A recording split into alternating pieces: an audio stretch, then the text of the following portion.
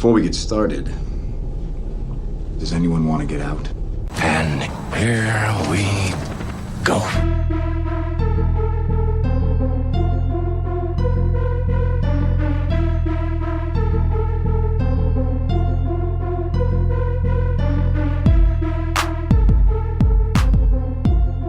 From the Hollywood foothills of North Carolina, welcome to episode 70 of the Confirmed Epic Podcast, the official podcast of the epicreview.com, thepicreview.com, and proudly presented by Geeks Worldwide Radio Network. I, of course, am the real Brad Bell, and joining me today is one of my usual co-hosts, Andrew Stokes, also known as... Andrew Stokes. Or a.k.a. Andrew Stokes. Also known as I like to call him. Yeah. So... today is going to be a jam-packed episode, guys. That being said, Our special summer jam episode. Yeah, we're actually going to skip a segment as jam-packed as this is. We're going to skip the what we've been checking out that we usually start the podcast with. Really? So, I just watched the entire Scorsese collection. I can't talk about it. Did you borrow Taxi Driver? Was that you that borrowed it? Yeah. Did you watch it? Yeah, I thought I returned it already. Yeah, you did. It's Arrival you haven't watched yet. It's Arrival. Yeah. So the reason that we're going to skip the what we've been checking out section is because of the flood of news from San Diego Comi-Con 2017. There's going to be a lot of long-form news. Again, we'll do rapid fire before getting into our featured review of Batman Mask of the Phantasm, which was recently released this week. In fact... Re-released, as a Blu-ray. They went through, restored the sound, restored the animation frames. Did they? And Andrew and I both picked that up. So it should be an interesting discussion, revisiting something I think we both probably enjoyed as a kid. I'd never seen it before now. Really? No, I'm just kidding. Okay, I was about to say. I knew that you had probably seen it. But let's go ahead and get into the epic news section of the week. All right, a.k.a. Andrew Stokes, let's start this San Diego Comic-Con 2017 coverage right now. So, Fargo and Legion showrunner. Legion was a show that I really loved last year. I think you thought it was a little bit overrated. Yeah. Which you have thought a lot of things in 2017 were overrated. This is the year of cynicism. Speaking of overrated, I know we're not doing checking out. Yeah. But I think there was something that you brought up to me in our pre-show meeting that you wanted to bring up on this podcast, and it's referencing what, Andrew Stokes? Oh, it's referencing The Dark Knight, which is not, I guess it is. The podcast or the movie, or both? What do I just want to give a shout out to that podcast that you and Abby did. I appreciate that, and your wife, because it's just another good podcast. I like these little bonus episodes that you guys have been doing.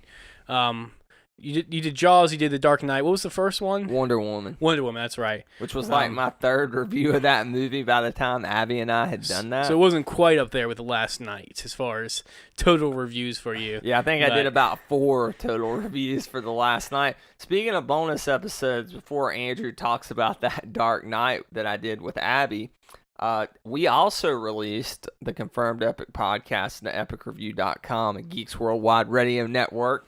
A bonus episode that was about 2 hours long that featured my friend Will Maney and I reviewing Chris Nolan's Dunkirk. So check that out as well. Because you figured Christopher Nolan film's coming out. I love Christopher Nolan. So to help balance me out, I want to find somebody else that also loves Christopher Nolan to maybe objectively review a Christopher Nolan movie. Yes.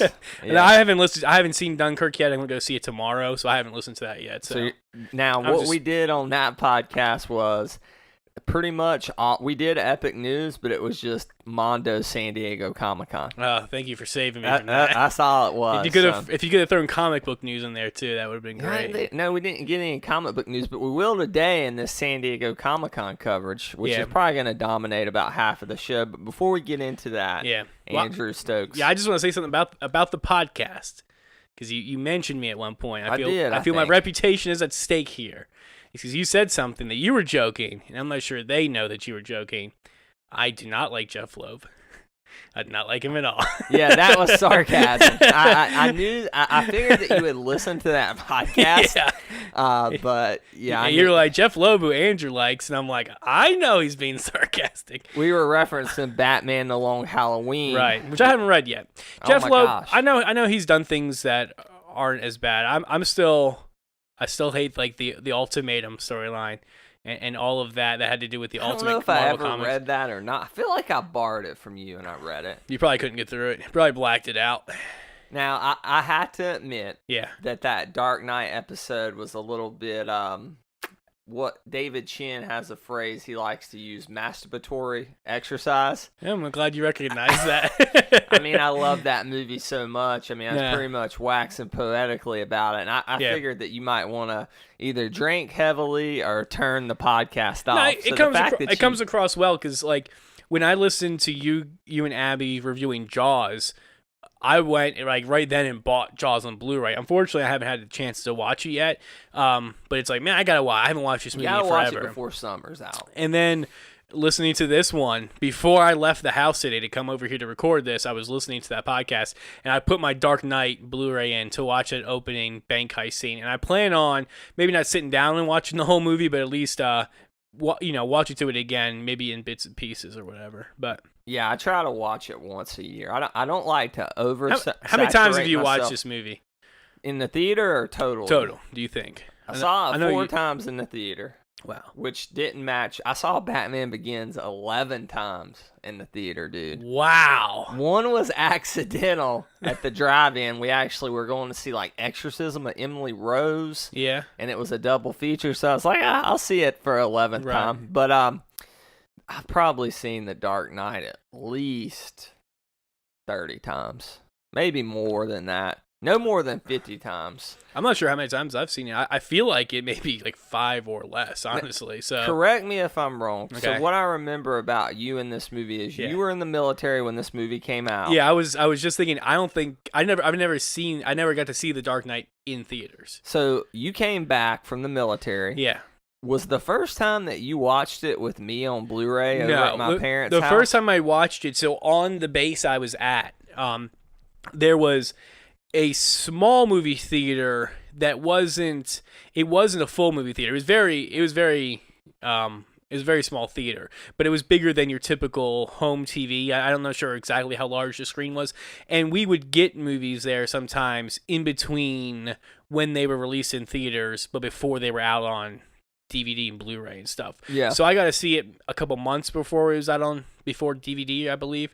That was the first time I saw it, and then I know you wanted to experience it with me because I remember Yeah. you coming over and we watched it full Yep. surround sound and everything at the time on my incredible Sharp 1080i. 1080i. It's 1080 interlace. Wow. Yeah. You were on the cutting edge there. Yeah, TV with that surround sound that you actually have now. Oh, really? Yeah, It's good surround that sound. Pioneer, which was a Yeah. good like box Was surround good. sound. It is still good. Did you hook it up at your new house yet? No, I haven't. See, you got to do that for the Dark Knight because the sound with that and that DTS good on its own. HD is just incredible. But I need to get another front stand. So that was where I originally had it at my old place. I had the two back stands. yeah, And then the front stands I just put up like on the mantle or whatever. Here at my new place, I don't have this mantle. I have this like tall shelf with like all my Blu-rays and Xbox and PlayStation games and stuff. So I could put one of the front ones just on top of that. I don't have anything to the right of the TV. So I gotta figure something to do with that. I was thinking about getting another shelving unit. This is very interesting. I'm glad. Yeah. I'm glad everybody tuned in for all the hot Comi-Con news. but I will say I'm glad that we got the opportunity this same summer, Abby and I, to review her favorite film. Yeah. And my favorite film. Yeah. So we'll see what's next. She asked, "What are we gonna do next as far as a bonus All right. episode?" We wanna Wizard of Oz. do a She finds that really creepy. Does she? Yeah, we want to do a review of HBO's hit series from this year, Girls. Big Little Lies. Wow. Actually, we should do a girls podcast. Yeah, you guys have watched. Well, she had watched the first 4 seasons. Okay. Or 6 seasons. And that's when you pick up? I think before the 5th or before the 6th, maybe before the final season. Yeah. We bought we bought some of them on DVD, some on Blu-ray. We bought all the box sets. We love this show. Okay. I mean, I love Spoilers. Lena Dunham. But speaking of Lena Dunham, one thing we're going to talk about is she's going to be in American Horror Story Season 7. Yeah. But let's get back to this San Diego Comic-Con news. Well, I'm going to lead with that. Well, That's rapid fire. Yeah, let's talk about it for a minute. Why not? I have We're talking nothing to say about this, Lena so. Dunham. She's such a beautiful woman. She captivates your attention from the get-go. She's a very polarizing person. Yeah. Why do you think Lena Dunham's so polarizing? Is it just her political statements? I mean, I can't speak too much. I know there was some incident. I don't know. She said she had wished she had had an abortion. So well, no, there was also something like, which I'm not trying to laugh about that, but I knew that was one of her most controversial statements. Abby, she has a podcast, Lena Dunham does. Yeah. And she does like seasons of the show. And I think they're on the off season now, but Abby really enjoys her podcast. Okay. But I'm excited for this because she's a very political person, Lena Dunham. American Horror Story Season 7 is going to revolve around, at least in an allegorical sense, the 2016 presidential election. I don't know if you knew that Malia Obama actually was an intern on the last season of Girls. And she's a big fan of that show and got in contact with Lena Dunham. And I think she wanted to study film, so she was an intern on the final season of Girls. But Lena Dunham wrote most of the show. She directed some of the episodes, and she starred in the episode. But what else has she been in? Because I'm not sure. She's obviously somebody I know, but I don't think I've ever seen her. All I know her is from Girls. Okay. I don't even know if she's been in any movies, but she's very outspoken. She's very open with her body. No shame. She appears full frontal nudity many times throughout the show, and I have to say about Lena Dunham, I like the fact that she feels no shame, that she's proud of who she is, she's proud of how she looks, and she's not trying to change for anybody. That being said, that doesn't mean she's always right, but as far as why she's controversial, I mean, do you have anything to add to that? I don't really remember. I remember there was something when she did with, like something with, I don't know. I don't want to get into it because I don't know. Do you think it's too soon to have a show that mirrors the 2016 election? Basically a year, because this will come on, I think, September 7th. Basically a year after the 2016 election was hitting a stride. It seems a little on the nose. Well, there's already been a show about the 2016 election. What was that called? House of Cards? That was called the last season of South Park. Was like they parodied that hard. Really? Like it was like this last season as it was going on. Last season of South Park, it was it was a serialized show. It wasn't episodic like it normally is. It was a continuous storyline throughout the entire season, and there was no Trump though. Mr. Garrison is running, and he's acting like this Trump-like character, and they actually have him win the election when Trump wins the election. They have his character win the election. But I think, like, watching that episode afterwards, I think they were not planning on Trump winning the election. The way the story went. I don't think anybody was planning on Trump winning the election. So that's kind of like a tongue-in-cheek. I don't know what American Horror Story is doing for the election. If it's just same here, details are scary. But it's not a copy of the election. It's not.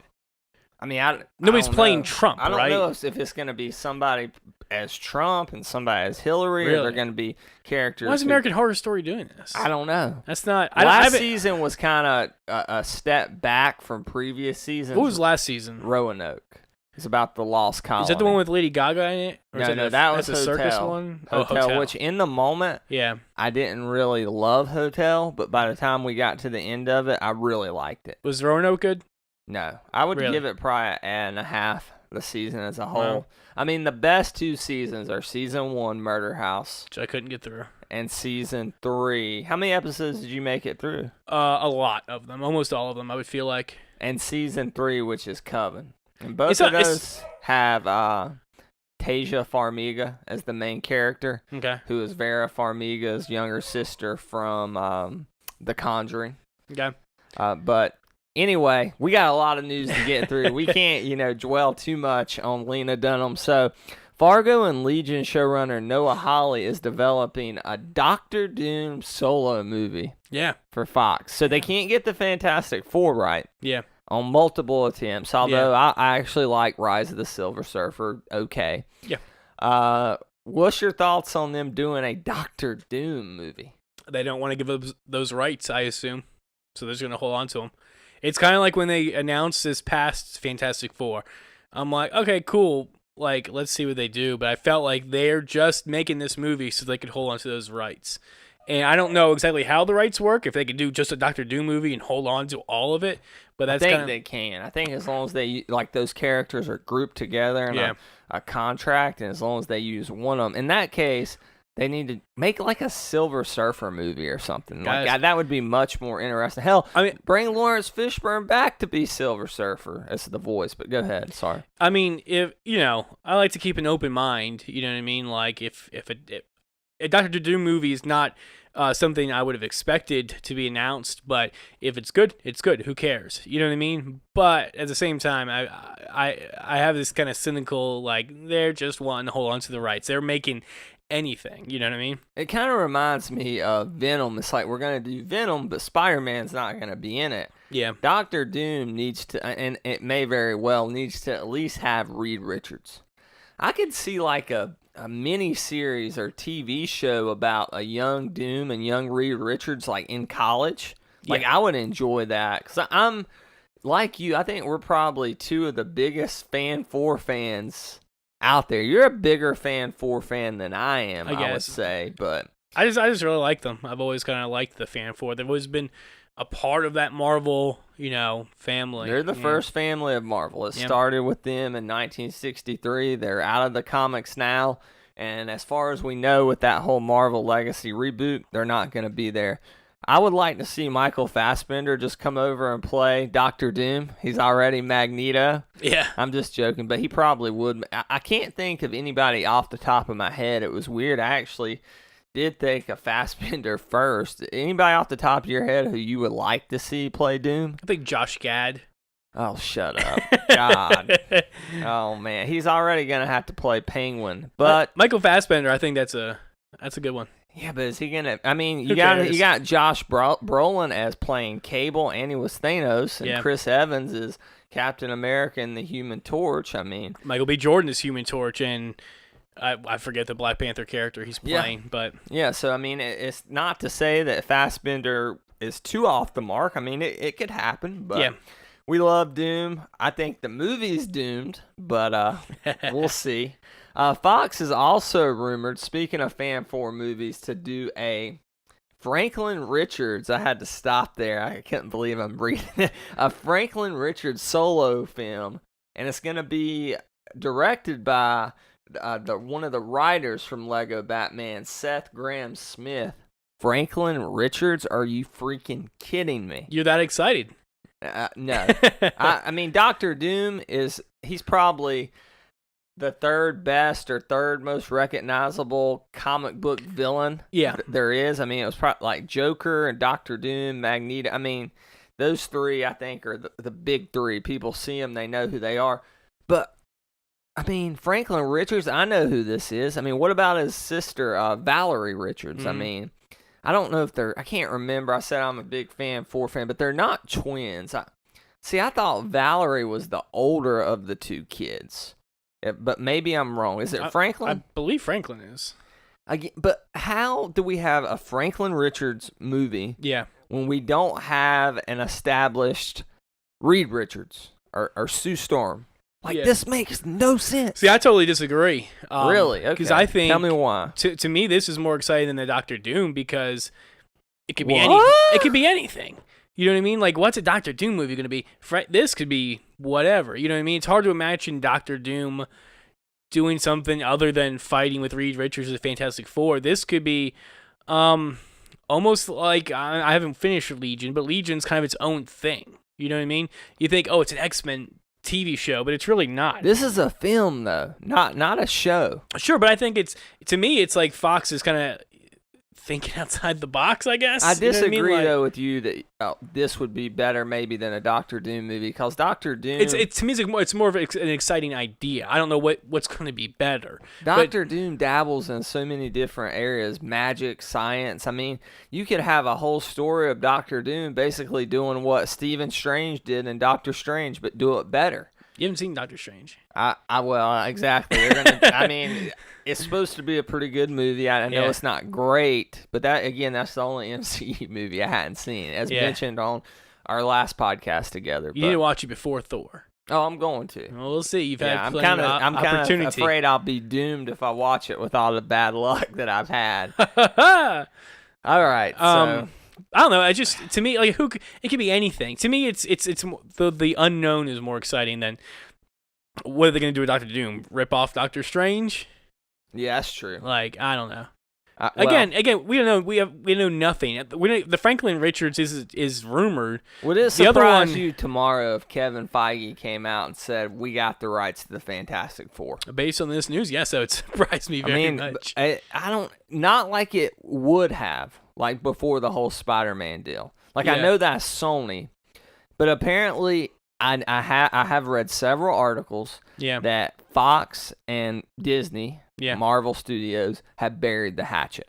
Like there was something to them being pissed at each other. That's why Marvel took all the mutants, kind of put them at the back of their catalog and pushed the Inhumans. Yeah. Now X-Men have a whole new kind of, it's called Resurrection, a whole new reboot. So they're back. They're both kind of coming back though. Yeah. Well, Fantastic Four, they're doing like a Thing and Human Torch book, the 2-in-1 book, and then there's rumors there may be a Sue Storm and Reed Richards book. I don't know. I want to see the four of them together again. It'll eventually happen. It always does in comics. We're going through a lot of news, so some of this regular epic news may seem like rapid fire, but I promise you it's not. Okay. The Jigsaw trailer. I don't know. Did you even get a chance to watch this? I saw you wanted to talk about this, so I made a purpose of watching it last night. Really? Yeah. Thank you for going through the show notes. You're welcome. What'd you think? There's another Saw movie coming out. I actually really like this franchise. You do? I love the first three. If they would have stopped it in a trilogy, that was a contained story. Were there 6 of them? I think there were 6, or was there? There may have been 7. Maybe this is the 7th one. Okay.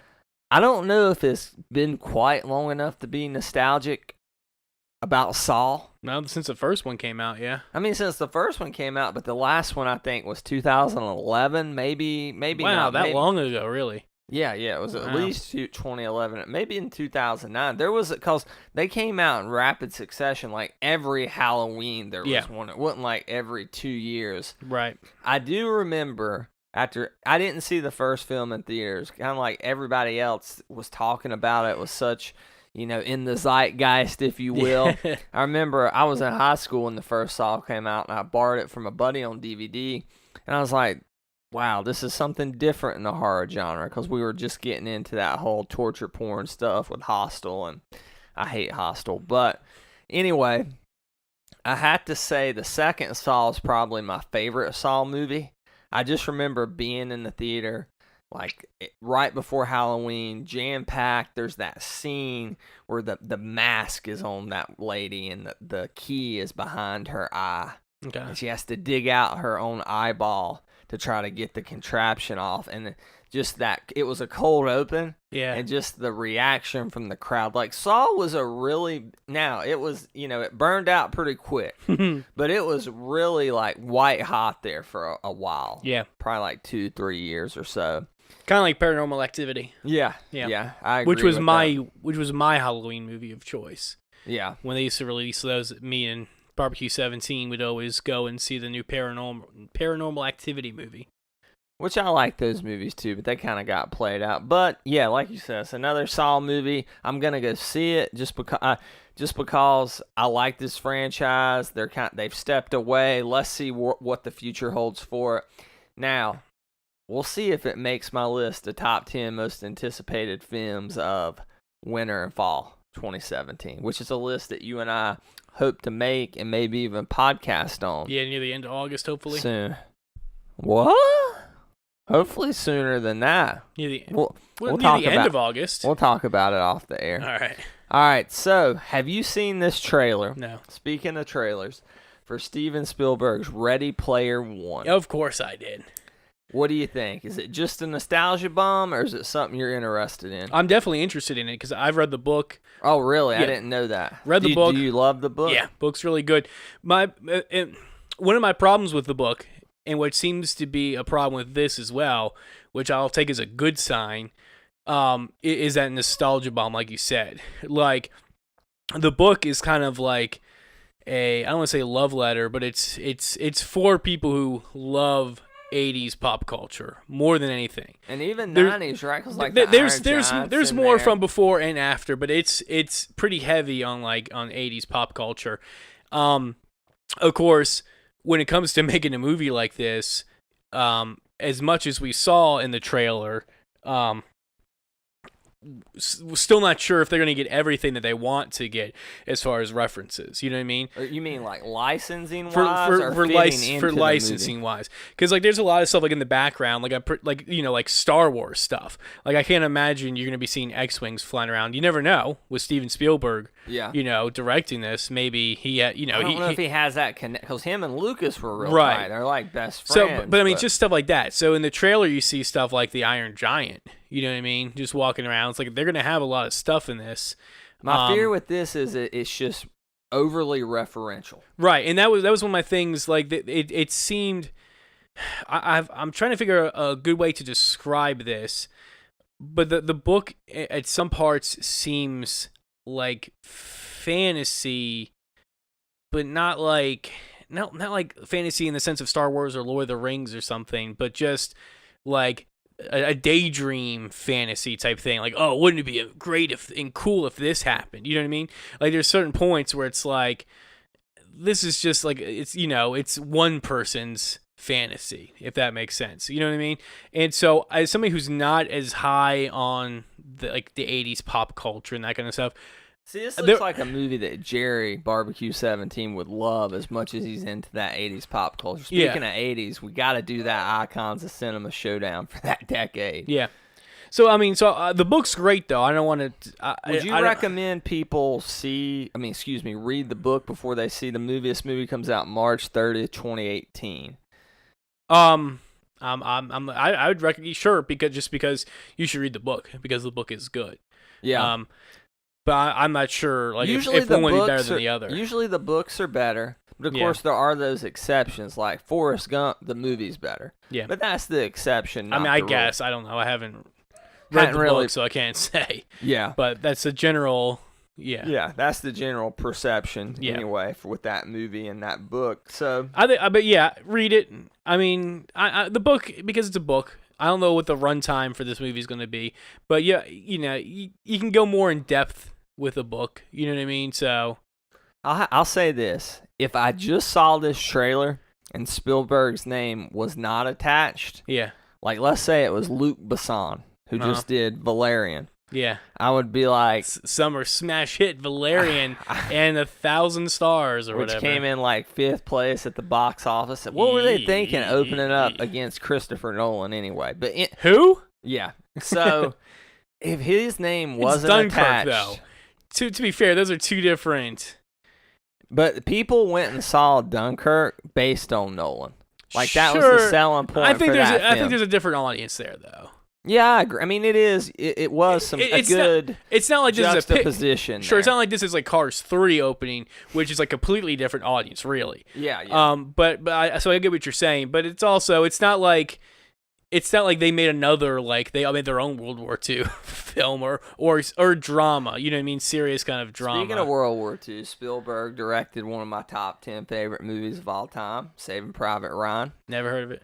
But if Spielberg wasn't attached, I kind of almost feel it like Tintin. I would have never saw Tintin. I think I saw that with you. I believe so, yeah. It was a fine movie. I mean, nothing spectacular. I enjoyed it. I would have probably never have seen that movie if Spielberg's name wasn't attached. If it was just generic animation director fill See, I in don't the know. blank. I feel like this caught my eye. I mean, even if Spielberg is not attached, you see like, some of the stuff. You see like the DeLorean, the Iron Giant, and stuff like that. You're not gonna be like, whoa, what's this movie? You know what I mean? One thing I asked myself. I'm asking you, like, you don't think so?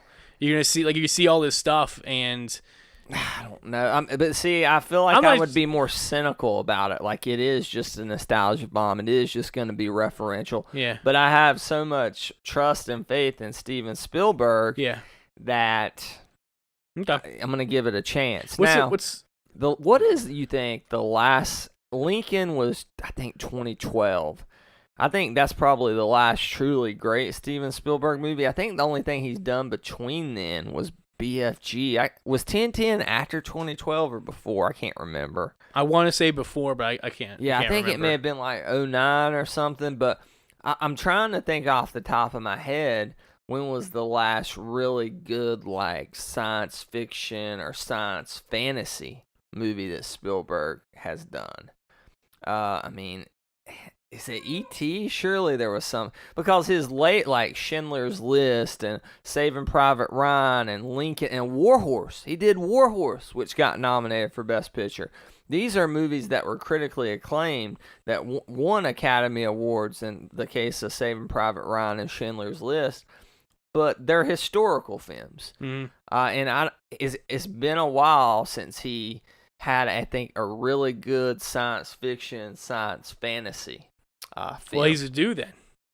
Yeah, so he's due. So it's even more reason to get excited for this movie. Yeah, I'm excited for it. I'm going to go see it in the theater.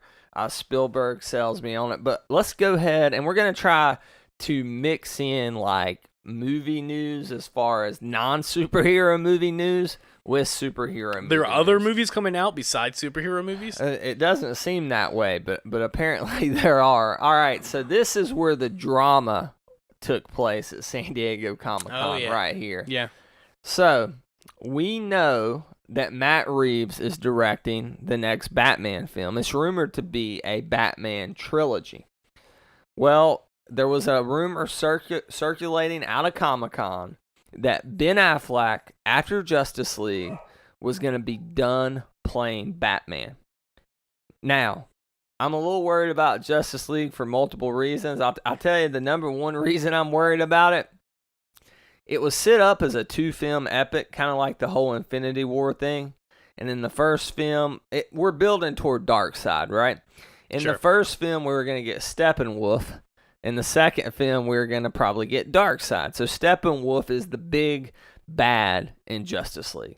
Okay. Now, there is no concrete plans now for Justice League Part 2. Okay. So it kind of makes me afraid that the only Justice League movie we're going to get in the short term guaranteed is a Justice League movie about a glorified henchman. Yeah. An upper echelon henchman, but still a glorified henchman. Does that concern you at all about that? Justice There's no League? plan? Well, I mean, I know that concern, but just that we've been waiting for a Justice League movie our whole life, and the fact that Steppenwolf is going to be the bad guy, for most people, that's a song or a band or something. That's not like a villain that people are too familiar with. Yeah.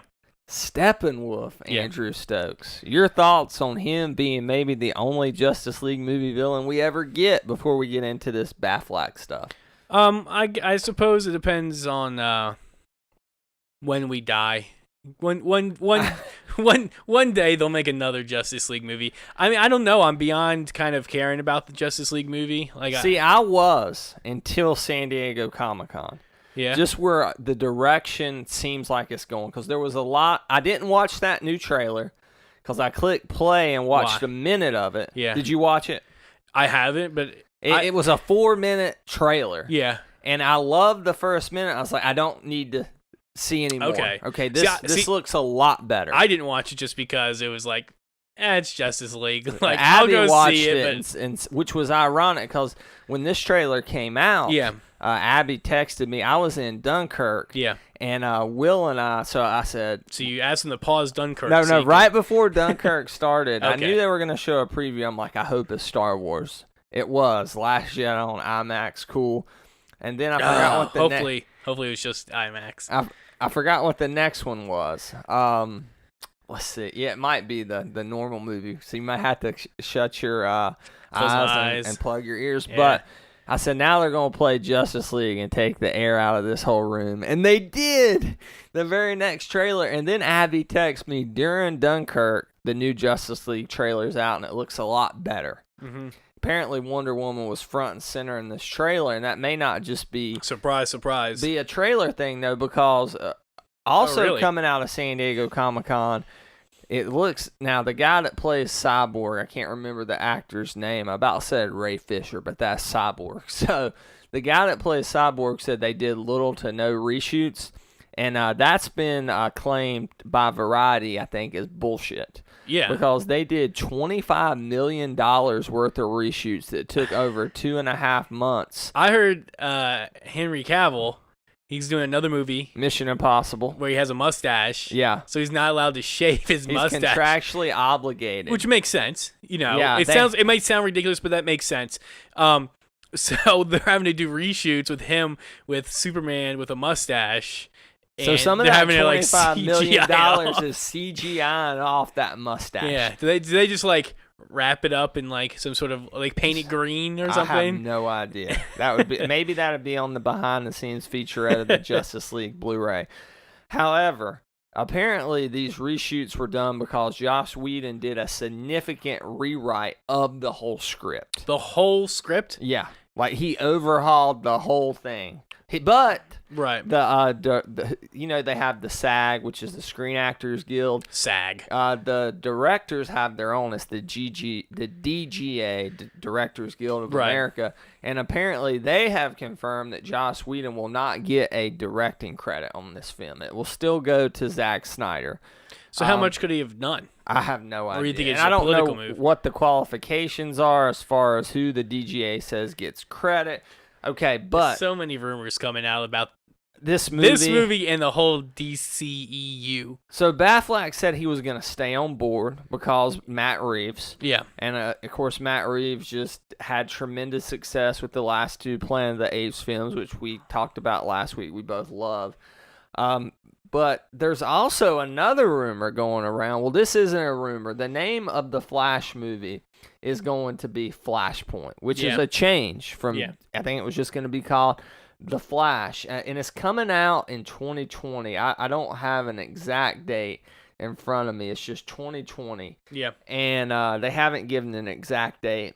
And apparently, the rumor is that much like in Flashpoint, the comic book, so Barry Allen goes back in time in the comic, saves his mom, and boom, we're in the New 52. Okay. Brand new DC for like 4.5 years. Okay. And then now that with Rebirth, they've undone that. I'm not going to get into that. But apparently, people think that this is the way to fix the DCEU.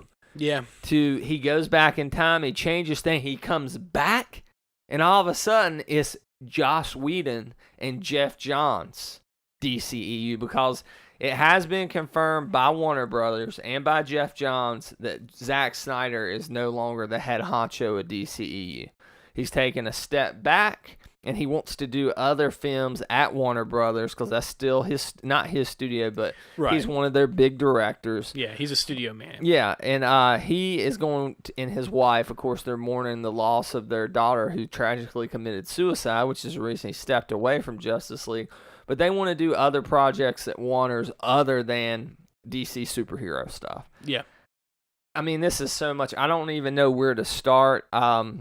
First of all, I want to see Ben Affleck continue as Batman because he was a very good Batman, I think.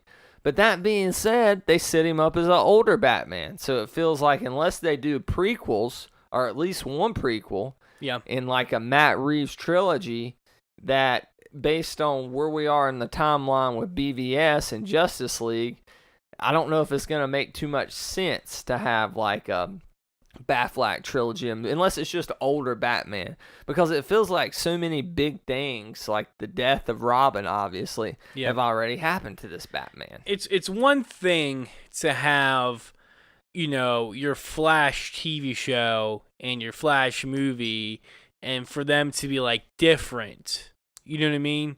The Flash TV show, then they did Flashpoint on there, right? Right. And when they did, it had impacts across all the CW TV shows, DC TV shows, which I thought was crazy. It sounds cool, but I say I'm, it's one thing to have these two separate things, and people are like, okay, these are two separate things. There's a TV show and a movie. Yeah. General audiences, I'm sure, are fine with this. They're not stupid. You know what I mean? But it's a different thing to possibly have like two different timelines within your own movie universe. You know, and they haven't really shown anything other than maybe Patty Jenkins' Wonder Woman that has really proven that they can handle this type of lofty script. Right? When did Flash become this time traveler?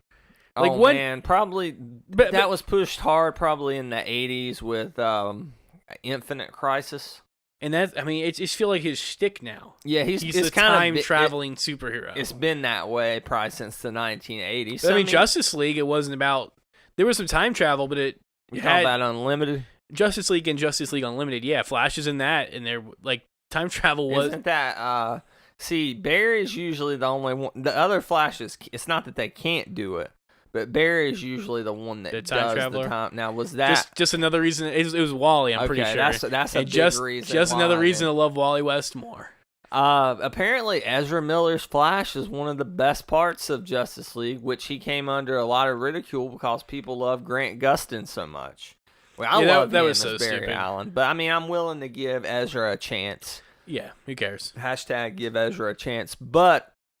# not my Flash. I do think that this is a cool way to opt out of the DCEU's tone so far. Liberal use of the word cool, Brad. Okay, Man of Steel, the tone was bad. Yeah.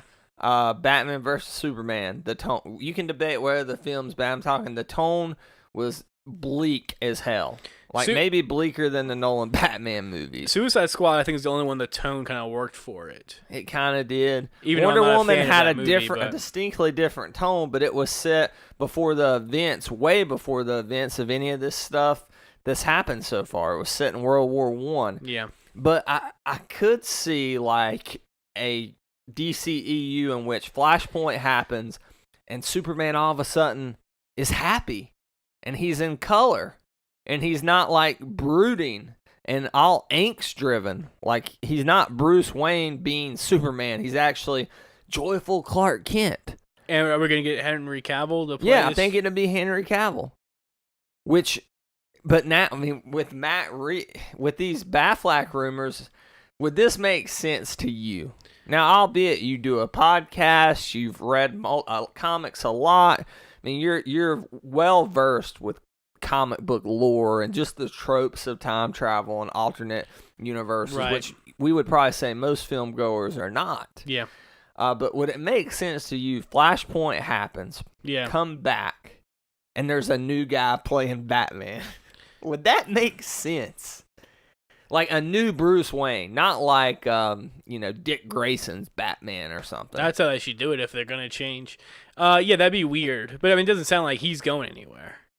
But he has been so back and forth with this. So apparently he and Jeff Johns wrote a script. Matt Reeves read the script. I think his screenwriting partner's name's Mike Baumbach. He helped him write the 2 Planet of the Apes movies that Reeves directed. Yeah. And they hated the script that Batfleck wrote, and they just scrapped it and started from scratch. And I was listening to the Empire Film Podcast. They have Matt Reeves on there, and he said he has his plan for a Batman trilogy. Yeah. And based on what he said, it's gonna be, and Jerry's gonna love this, dealing a lot with the Bat family. Because if there's one thing that Reeves showed he could do in the Apes movies, is family. See, the thing is, like, I'm interested to see what Matt Reeves' Batman is. But I was also interested to see in this Ben Affleck, Jeff Johns Batman as well. You know what I mean? Well, Ben Affleck we know Christian Bale is Nolan's Batman. Right. Keaton is Tim Burton's Batman. They're synonymous with one another. Sure. Will Ben Affleck always be Zack Snyder's Batman, or can he ever be Matt Reeves' Batman? I think he can just be DCEU's Batman. Yeah. Yeah. I see what you're saying there, but and again, this is the first Batman we've had set in a larger universe. Yeah. I like the DCEU films more than a lot of other people. Okay. I mean, like, I like BVS Ultimate Edition. I like Man of Steel. I think Wonder Woman's epic. Suicide Squad, problematic. I mean, it has its issues. It has some cool stuff, too, but it has many issues. I think I know this is crazy. I think even though it made the second most money behind Wonder Woman, Suicide Squad may be their worst movie. Yeah. I don't even despise that movie. Sure. But Wonder Woman's like definitely to me and a lot of people the high point of this universe, the shining star of the universe. But it's like I'm not sure. That's not saying much though. I'm not sure that's not enough about to save Wonder the Woman, rest but of. It's like I almost wish if they're gonna do this Flashpoint stuff, I almost wish they just scrap everything and just start over.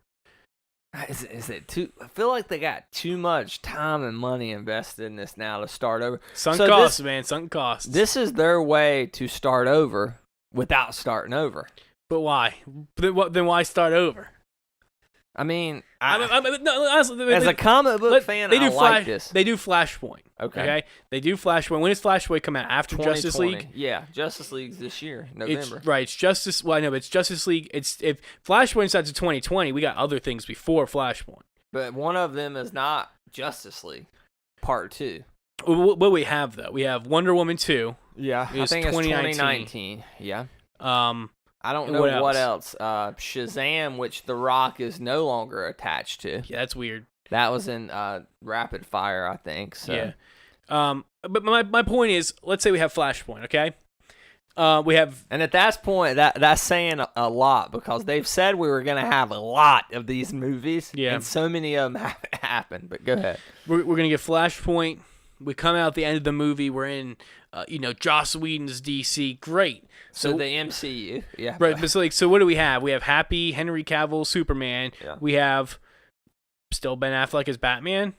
He's not going to be happy Batman. He's just going to be Batman still. Yeah. Well, Wonder Woman's the only thing working. They're going to mess with that formula and change up Wonder Woman. Like what? No, if it's not broke, don't fix it. Leave. Well, exactly. So like, what's going to change? So here's what they come out and Superman's different. That's the big change. Or well, Wonder Woman. It doesn't necessarily have to be character shifts. I mean, it can for Superman because it seems like it was the wrong direction for that character. Yeah. But I mean, it could be all of a sudden Robin never got killed. All of a sudden, Chris Pine never got killed. Steve Trevor. I mean, something like that. I'm not saying it should be that. I'm just using that as an example. That'd be interesting. Nightwing, that's confirmed movie? That's a confirmed movie? I mean, confirmed is such a loose term. I mean, it is. Right. It's on their slate. Right, okay, yeah, it's on their slate. When's that supposed to come out? I think 2019. 2019. And Gotham City. I'm waiting for another Robin. I love Robin. Robin, the character in general, like the different versions, and Nightwing and stuff. So it's like I'm just ready for another big screen, Robin or something like that. So as long as we get at least Nightwing or something like that, they can do whatever. Chris O'Donnell, Andrew. That's fine, just a friend, a partner. But I love Robin from the animated series. Here's what I would do if I was them. Yeah, I would just cut my ties with everything. I would do a Wonder Woman trilogy. Yeah, with Patty Jenkins, get her on board for all three. Get Gal signed on for all three. Well, she's already been in the first one, but and then I would just do Batman. Matt Reeves Batman, recast it. Just do another Batman. No. Yeah, do another Batman. I like Batfleck. I do too, but I mean, apparently he's not happy. I mean, he can't keep doing this. He said he's happy to work with Matt Reeves. He said he wants to. But then he said he was out like 2 days before that. Did he? Or was that just a rumor? This has been rumored multiple times, though. I mean, where there's smoke, there's some fire here. That's fair, but I mean, I don't know.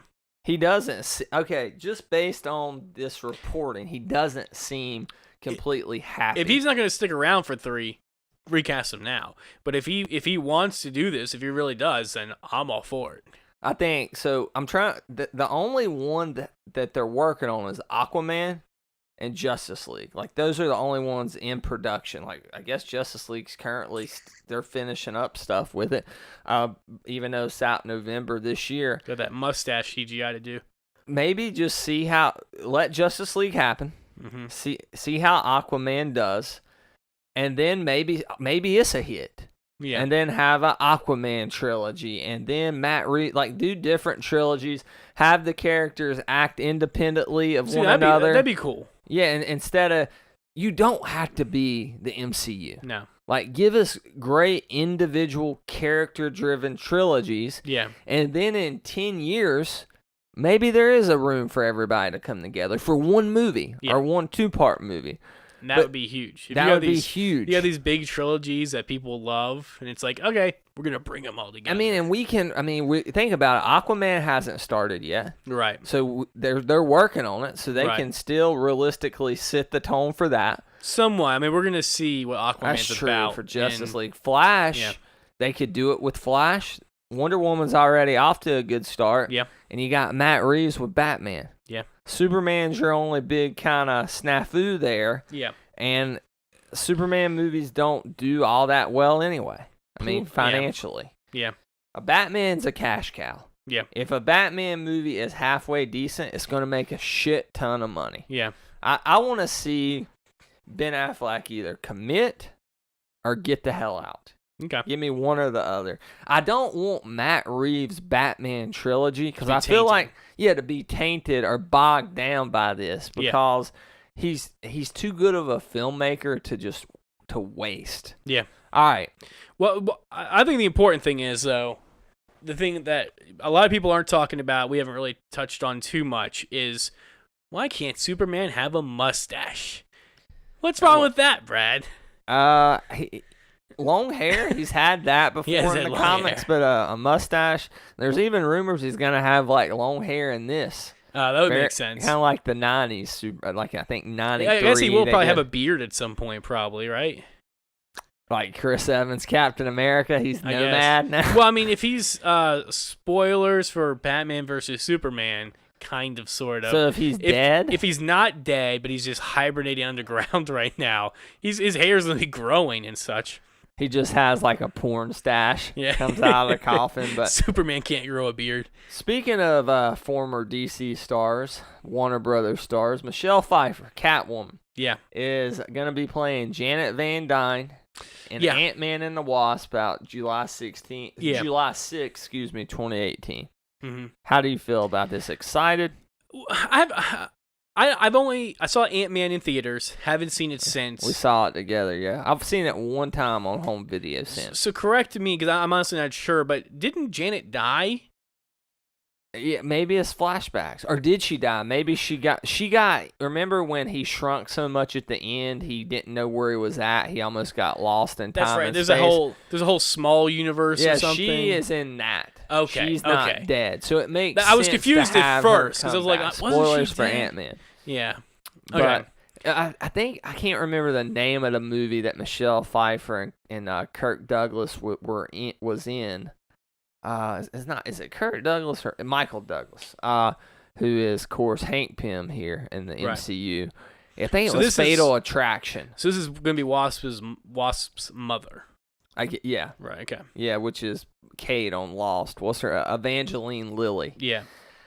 This is good. I think this is cool, bringing in these established actors into the MCU like they did with Robert Redford. They did it with Michael Douglas. Yeah. I'm missing one here too. Well, Michael Keaton in Homecoming. Yeah, Michael Keaton. They do it a lot. Samuel L. Jackson to help tie in everything as this Nick Fury overhead figure and stuff. I'm excited for this. I'm not ecstatic about it, but yeah. Okay, let's see. Sam Jackson. This is bigger MCU news. So we know that he was rumored for Captain Marvel with Brie Larson playing Carol Danvers. Who? Yeah, Brie Larson, not Allison Brie, who sometimes I get mixed up in my head. They were both on Community. They were? Brie Larson played Abed's girlfriend or whatever. Oh my gosh. She ran the coat check or whatever. She's in I know. She's in 3 episodes. She shows up See, she's an Academy Award winner now. Well, it's funny because if I remember correctly, she started getting big and started getting these movie roles right as she started. So she's in like 3 episodes or something, and they keep making jokes about Abed's girlfriend that nobody ever sees or something. Like, it's not a big ongoing thing. I need to revisit Community. Yeah. But Sam Jackson is going to be in it, so that's been confirmed now. Captain Marvel is going to be a prequel, which is going to be a 1990s period piece film. This film comes out March 8, 2019. Now, here is the big tidbit. Okay. The Skrulls are going to be in this movie. Yeah. So the Skrulls, Fox had the film rights to the Skrulls because they were considered. So they were considered Fan 4, part of that deal. Right. Which still leaves me in the back of my head somewhere thinking that we'll see the Fan 4 in the MCU one day. Supposedly they split the Skrulls a little bit, and so I don't think they can use like the Super Skrull. Okay. Like, but I think like there's certain aspects of the Skrulls they're allowed to use, and certain Skrulls in particular. I wonder if they can use the shape-shifting nature. That's what I was thinking. Then they can do Secret Invasion. Right. Which could be the next big Marvel movie. Avengers type movie. Yeah. Which is a great storyline, Secret Invasion by Brian Michael Bendis. Now, the Skrulls, for those of you that don't know, they're just a shape-shifting alien race. They've been in a ton of Marvel big storylines. They're famously rivals with the Kree. There's the big Kree-Skrull war. And there's the Kree are already in it. Yeah. That's part of what Ronin was, right? Yeah. And then there's a Shi'ar Empire, which I believe Fox completely has the rights to them. Yeah, because they're tied in with the X-Men X-Men, the stuff. Shi'ar are. The Shi'ar are. Okay, now, I'm excited about this, not just because it's a 1990s period piece film. I don't know if I'm excited to see the Skrulls in Captain Marvel. I'm excited for this kind of down the road, giving maybe the MCU a story to do, giving it some more longevity, if you will. Sure. They were already, the Skrulls were already kind of in the Marvel universe, though, in the cinematic universe. See, originally I thought the Chitauri were supposed to be like the MCU Skrulls. Well, because they're the ultimate Skrulls. The Chitauri in the Ultimate Universe, the Chitauri are the, and that's why when that Avengers comes out, I'm like, oh, they can't use the Skrulls because of Fan 4, so this is their cheeky way of getting around it. They're using the Chitauri, but the Chitauri don't do anything. They don't shape change. They can shape change in the Ultimate Universe. They do. Again, they're just like the Skrulls. But the Chitauri never did in the MCU. Right. They never did in the MCU. It'd be cool because... not that we know of. That's true. Not that we know of. The 1990s, that's going to be cool. Terrence Howard comes back because... the other Cody Rhodes was a Skrull. That doesn't even make sense. That doesn't even make sense. Terrence Howard shapeshifted into Don Cheadle. He's a Skrull. He just thought it would be much cooler. And Tony just never noticed that they look like 2 different black eyes. That's funny. But Marvel, whenever they go to these different periods, like they do well with it. Yeah. Their flashbacks always. So I guess Captain Marvel, because I always think of her, one is Miss Marvel and Carol Danvers. Yeah. That's what I think of. And to me, she's an Earth-based person, but Captain Marvel's more of a space person. Yeah. So it's going to make sense, because when I first heard this, I was like, well, then where has she been all this time? But if she's going to be out in space She's been stuff, the biggest female character in Marvel probably the past decade in the comic books. I've never read the solo Captain Marvel stuff. Kelly Sue DeConnick, who's Matt Fraction's wife, did a supposedly epic run on the character. I haven't read it. Yeah. But, I mean, I'm excited for this. Anything else you want to say? That's what I'm saying. So I guess she's going to be a space... If she's an Earth-based person, that's going to be... That'll be dumb to place it in the 90s. She's space-based. But yeah, as long as she's out in space, obviously she'll have... I mean, Samuel L. Jackson can have some communication with these space people. And Sword, like we said last time we talked about this. I picture... I mean, I don't know. Is this going to be like a Green Lantern type thing where she's this... No, I mean... I don't... It will be she's Earth-based... Carol Danvers. Yeah. Who is a human-based human. Or Earth-based human. Yeah. So, but then she gets involved in this. Who is Captain Marvel? Is he or she now? Is that she? You mean Miss Marvel? Miss Marvel is the Muslim girl. No, it's like Captain Kamala Marvel. Khan. What do you mean? Who's Captain Marvel? It's Carol Danvers. No, but I mean, it's part. Captain Marvel is part of one of these alien empires. Are they not? Yeah, there was Marvel. I can't remember who the character. He's is it? It's not Richard Rider, is it? I don't like cosmic stuff. Is my weak point in Marvel knowledge. Sure. I mean, I know Marvel lore pretty well, but the cosmic stuff. I'm curious. I'm excited to see this though. Yeah, I think we're both excited. Speaking of space-based superheroes, Planet Krypton. Anyway, what? Frank Miller is doing Superman Year One.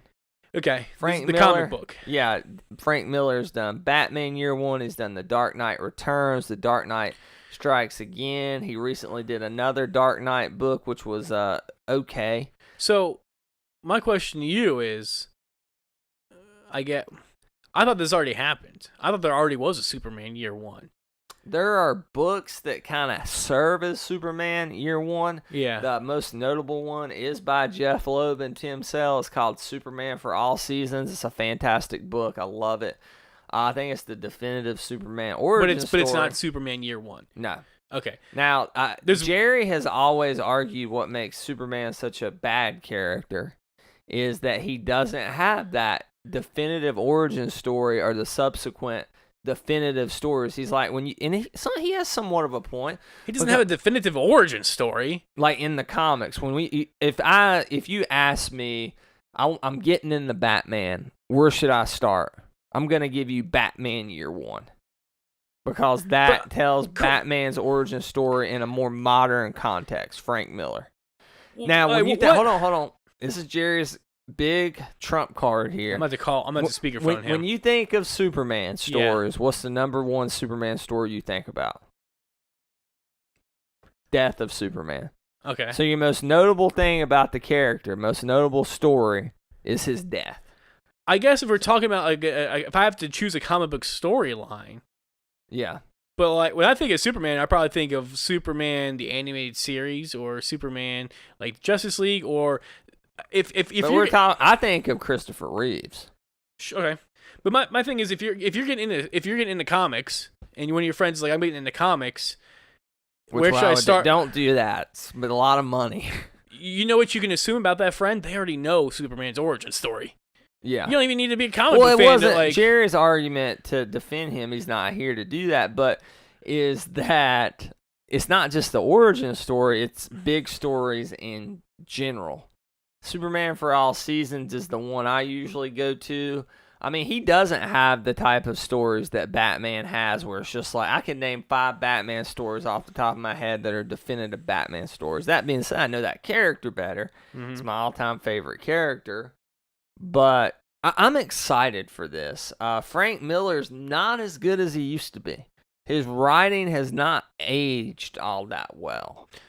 It's kind of choppy. It's kind of messy. My other thing, too, back to your recommendation of Batman Year One, isn't Year One, it's not canon with the rest of the comics, though, right? Year One's kind of like their ultimate line almost, where it's like a streamlined version of their heroes. Is that not right? That's what's Earth 2 is what you're thinking about. Like there's a separate set of books. I think it's the Dark Knight, Earth 2, or maybe it's Earth 1. I know what you're talking about, but no, Year 1's canon. Up on further review, that is the Earth 1 series of books that we were talking about, Andrew Stokes, not Year One, which is the Frank Miller definitive origin story of Batman, even though it came later on, like in the 1980s. Okay. But it is considered canon. So the Earth One series. So they have. So there is a Superman Earth One probably. Yeah. The Earth One is like 2 volumes of it. Okay. So the Earth One's kind of like their ultimate line. Yeah, except they release them all in graphic novel form. They're right, not which is what I heard, which is issues, which I think is cool. Which is something that I've wanted to pick up. So this is Superman Year One. Excuse me. Okay. So it'll be DC. Get your branding right, man. The comics are killing it. They're kicking Marvel's ass in the comic books. Like, Rebirth has dominated anything Marvel's done. Marvel's trying to do this whole Marvel Legacy thing. We'll see where that goes. Thank goodness it's not an event. I'm very happy that's not an event they're doing. Yeah, it's not an event. It's a relaunch. It's and a a comic-wide relaunch, which not I have events. pre-ordered for I think it comes out in September. I have that pre-ordered. Have what pre-ordered? My comics. I do my Oh. comics 2 months ahead of time through Discount Comic Book Services. Get a Nerd. discount on them. Basically like doing previews orders. So let's move into some movie news to end the normal section of Epic News here. James Bond 25 has been confirmed for November 8, 2019. Of course, it'll be out a little earlier in the UK. Okay. There was a rumor that WB bought the rights. That is clearly a rumor. I don't even think that's going to be the case. The big rumor was that Nolan was going to step on board to direct the James Bond, maybe trilogy. Oh, Lord. But Nolan said he didn't want to get involved in Bond until it needed it. In other words, and he's like, the Bond films now are great. Okay. Daniel Craig's a great Bond. It's like, there's no need to recast Bond right now. When he does it, we'll see if he ever does. He doesn't want to step on until it's insulting to somebody else. No, he wants to step on when he can do his own Bond, his own timeline, his own story. I hope we see a Chris Nolan James Bond movie. One of the things that I forgot to ask Will at the end of our Dunkirk review is, what do you want to see Christopher Nolan do next? The obvious choice is James Bond, because he's not going to do any superhero. Is that? I mean, I think from a fanboy perspective, I mean, honestly, I'd like to see him do another original project like Interstellar and Inception, but those are hard to come up with. Sure. So a lot of people think Dunkirk's his best movie. I disagree. It is a visual spectacle. You're going to get to see that tomorrow. Maybe we can talk about it in the next podcast, your opinion. It'll be my checking out. On Dunkirk, yeah. So now a new rumor has circulated that one of our favorite directors, Denis Villeneuve, who I now have confirmed that he likes his name pronounced Denny Villeneuve. So Villeneuve. Yeah, Denny Villeneuve. So henceforth, he will be properly addressed on the Confirmed Epic podcast is Denny Villeneuve. Of course, he's done Arrival. He's doing Blade Runner 2049. Sicario. I have not seen Sicario. I recently bought it. I'm going to watch it soon. So hopefully I can talk about that on what I've been checking out. Apparently, it's an epic masterpiece of a film. It's one of those I keep meaning to watch. Really? It's been in like one of my queues for a while. For real? Like Prime. I think it's on Amazon Prime. I mean, he's 2 for 2. I wanted to go see it in theaters, but... Yeah, I love Emily Blunt. I really like her, and she was in it. It's got Benicio del Toro. It's got Josh Brolin. I mean, it's got a phenomenal cast. I don't even know if we should talk too much about Nolan Bond because I just don't think it's going to happen. I don't think we should either. Daniel Craig, I think his time, based on Spectre, which was the last one, I think it's time for him to end his Bond story. See, I could have sworn I read like recently within the past week that he was everything but confirmed for the movie. Who? Daniel Craig. He is confirmed. Okay. He is Daniel Craig is confirmed. He's coming back as Bond. It's going to be a new director. Sam Mendes has done the last couple. So why do you want him to go on? You didn't like the last one? I mean, how long are you going to play James Bond for? This would be his... until they kick you out, I guess. This would be his 5th Bond film. If he's still doing a good job, who cares? There's a trend of every other one's pretty good. Like Casino Royale, freaking love it. Oh, every other movie is pretty good. Yeah, I can't even remember the name of the second one. Quantum of Solace? Yeah, Quantum of Solace. Oh, my God. One of the best opening scenes of a Bond movie. Wait, but that followed Casino Royale. Something. Yeah. So 2 good ones back to back. No, Quantum of Solace was a mess. The opening I thought you scene... just said... Oh, okay. The opening scene was epic, but it was kind of downhill from there. Okay. In all fairness, so that was during the writer's strike. So then you had Skyfall, which probably one of my top 25 favorite films of all time, which is a travesty you hadn't seen it. Travesty. And then you have Spectre, which Christoph Waltz is the villain. Awesome. You would think, right? Yeah. And it ended up being a massive letdown. Really? I was so excited. That was one of my top 5, I think. I need to watch these. I'm in a spy kind of mood. I'm gonna let you borrow Skyfall. You really I need to watch the other ones first. No, don't watch. Oh, yeah. No, you don't have to watch. Oh yeah. Skyfall stands alone.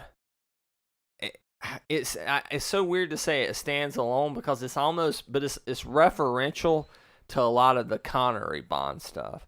Like Skyfall feels like if you had the Connery Bond movies, it's like the next Connery Bond movie, but Okay. Craig is Bond. It's weird. But I mean, Javier Bardem is the bad guy in that.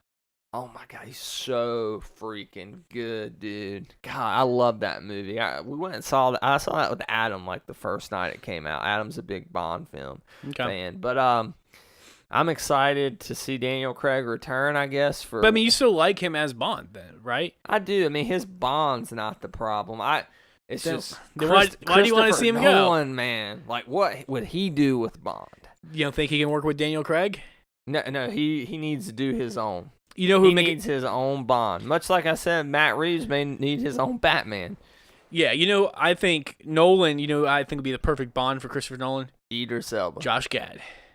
Oh my God. Josh Gad may be the most overrated actor to walk the earth right now. Really? Yeah. More so than Tobey Maguire? Shut up. All right. With that, let's get into some rapid fire news. Also from SDCC 2017.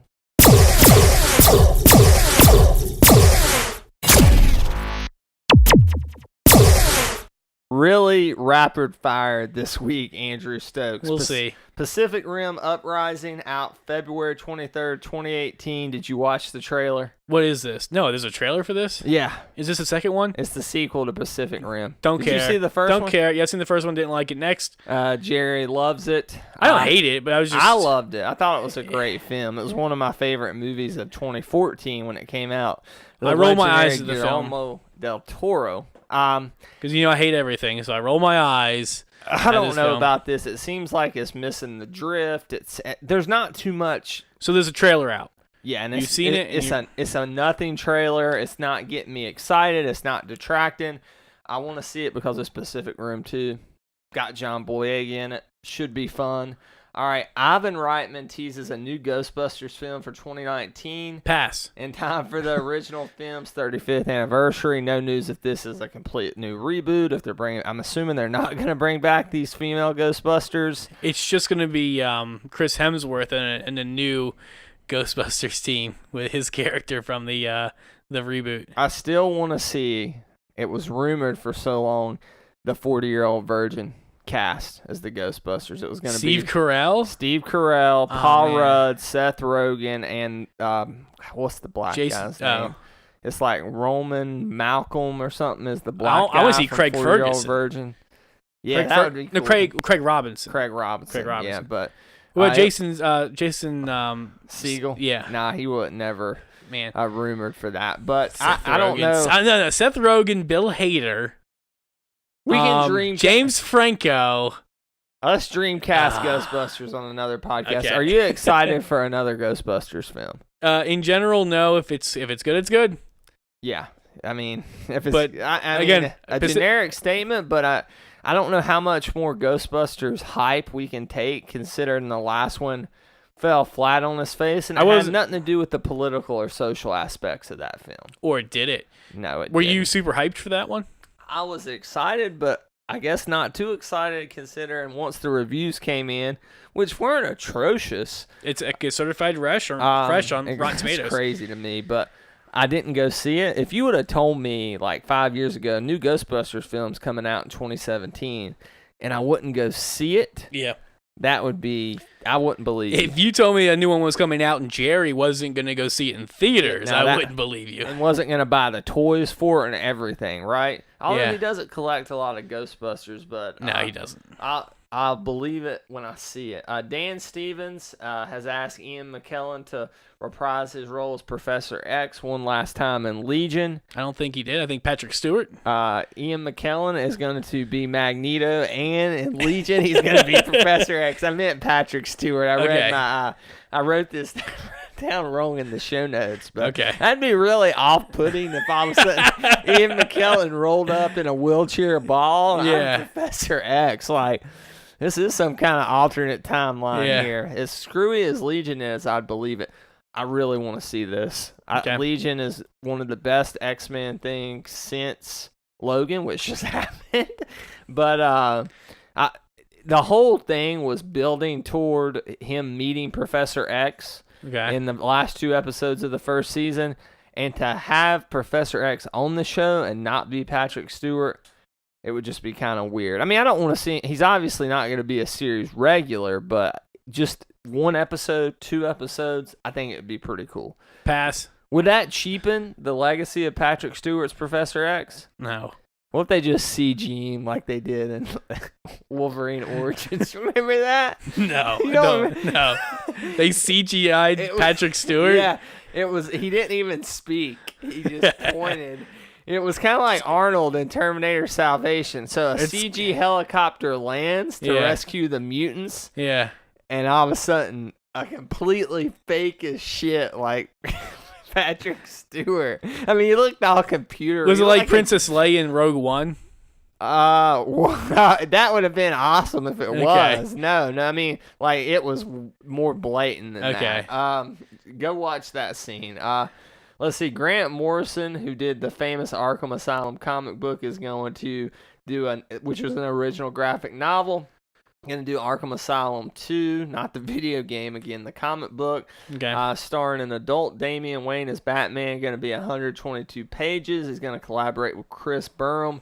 This is a big deal in the comic book world, Andrew. I'm excited. Pass. First Arkham, A Serious House on a Serious Earth, is one of the best Batman graphic novels. It's freaky as hell. If only Superman had such memorable stories as whatever you just said. I think it was one of the only comic books Tim Burton read before he directed his Batman, which if you read the book and you've seen Burton's Batman, that's pretty screwed up, so you get it. Marvel confirms Iron Fist for season 2. Not pass. I haven't watched the first season. It's supposed to be terrible. You've watched the first season, right? Yeah. You like it? I don't understand how people can like the other ones and not like this. Like, I don't understand what's. I need to like read a review about this show or something. Like, I don't understand what people's problem with this show is. Geeks Worldwide got the first 4 episodes of Defenders, and they offered it to us to talk about on our podcast. Only the first 4 episodes, so that's something we can discuss about doing. They have them already? Yeah, I mean, like, we could get them, like, now. But we'll talk about that off the air. Shazam's hitting theaters in 2019, but you know who's not going to be on there? The Rock. We talked about that. Oh, yeah. We mentioned it, but right, still. Yeah. Ugh. So is he? Wasn't there supposed to be a separate Black Adam movie? I think so, but he was supposed to appear first. First in Shazam. Yeah. So he's out of the DCEU for right now. Who knows, man? Yeah, who knows? Maybe Ben Affleck is. Who knows? Maybe he'll be Shazam after Flashpoint. Who knows? Maybe he'll be Batman for Matt Reeves at this point. Yeah. God, who knows? Duke Thomas, who's a Batman character who's been getting a big push, is getting his own book, The Signal, by newcomer Tony Patrick. He was introduced in the Robins series. Yeah. I'm assuming you're not familiar with Duke Thomas. He wears a yellow Batman suit. No, he's Batman's new sidekick, and he's not called Robin. But he hasn't been given a name. What's his name? He hasn't but he's going to be called The Signal, apparently. I guess. Okay. That's weird. So I get it. Like the Bat Signal. Yeah. And he's wearing a yellow suit. Thrawn, Grand Admiral Thrawn's getting his own comic by Jody Hauser and Luke Ross. Man, there's so many Star Wars comics now. Like the main. Oh. The main. I'm trying to. I saw this in the show notes, and I'm like, who the hell is Thrawn? And Grand Admiral Thrawn. The Star Wars character. I think maybe it's Thawne.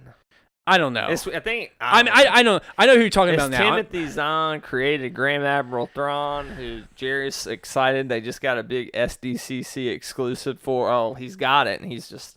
Really, look for that on actionfigurebarbecue.com, that Grand Admiral Thrawn Star Wars Black series review. Yeah. Thanos is not going to have his armor in Infinity War. So he doesn't need it after he gets the gauntlet. I understand the reasoning behind that, but you showed him in the armor. He looks badass. And when he's kicking the Avengers, like when I've seen these promotional images from D23 in San Diego 2017, he looks weird, man, like without the stuff. He's like just wearing a tank top kind of. I don't know. I've seen a poster of him without his helmet. Yeah. Go get it. They had a statue of him, too. I'll have to look because when I think of Thanos, I don't think of Thanos' armor. You will though when you see him without the armor. But I don't think of him without. Like his armor is part of who he is almost. Yeah. Like it's almost like he's not wearing a helmet. It's almost like that's his head almost. If that makes sense. You know what I mean? So that's weird. I don't know. That's just odd. It's really off-putting. Speaking of which, that scene we talked about in Avengers Infinity War where he's beating Iron Man's ass and pulling the moon to Earth, he only had 2 Infinity Gauntlets, 2 Infinity Stones in the gauntlet at that point. Wow. Yeah, so his power is gonna be unprecedented. Speaking of villains, let's move to DC. Pass. Deathstroke's getting a 2-parter in Arrow season 6. I saw some pictures of him. He's not the main villain of season 6. No, he returned at the end of season 5. Okay. You didn't watch season 5 of Arrow. Correct. The finale on season 5 is the best episode of any of the DC TV stuff. I find that easy to believe. I loved it. I loved it. Is this, without getting too much into spoilers for this, but is his return attributed to Flashpoint? I don't think so. Okay. Just curious. No, because they locked. Remember, you watched every season of Arrow. But that's right. He's not dead. You're right. They locked him in the prison in Lian-Yu, the island. Yeah, that's right. I forgot.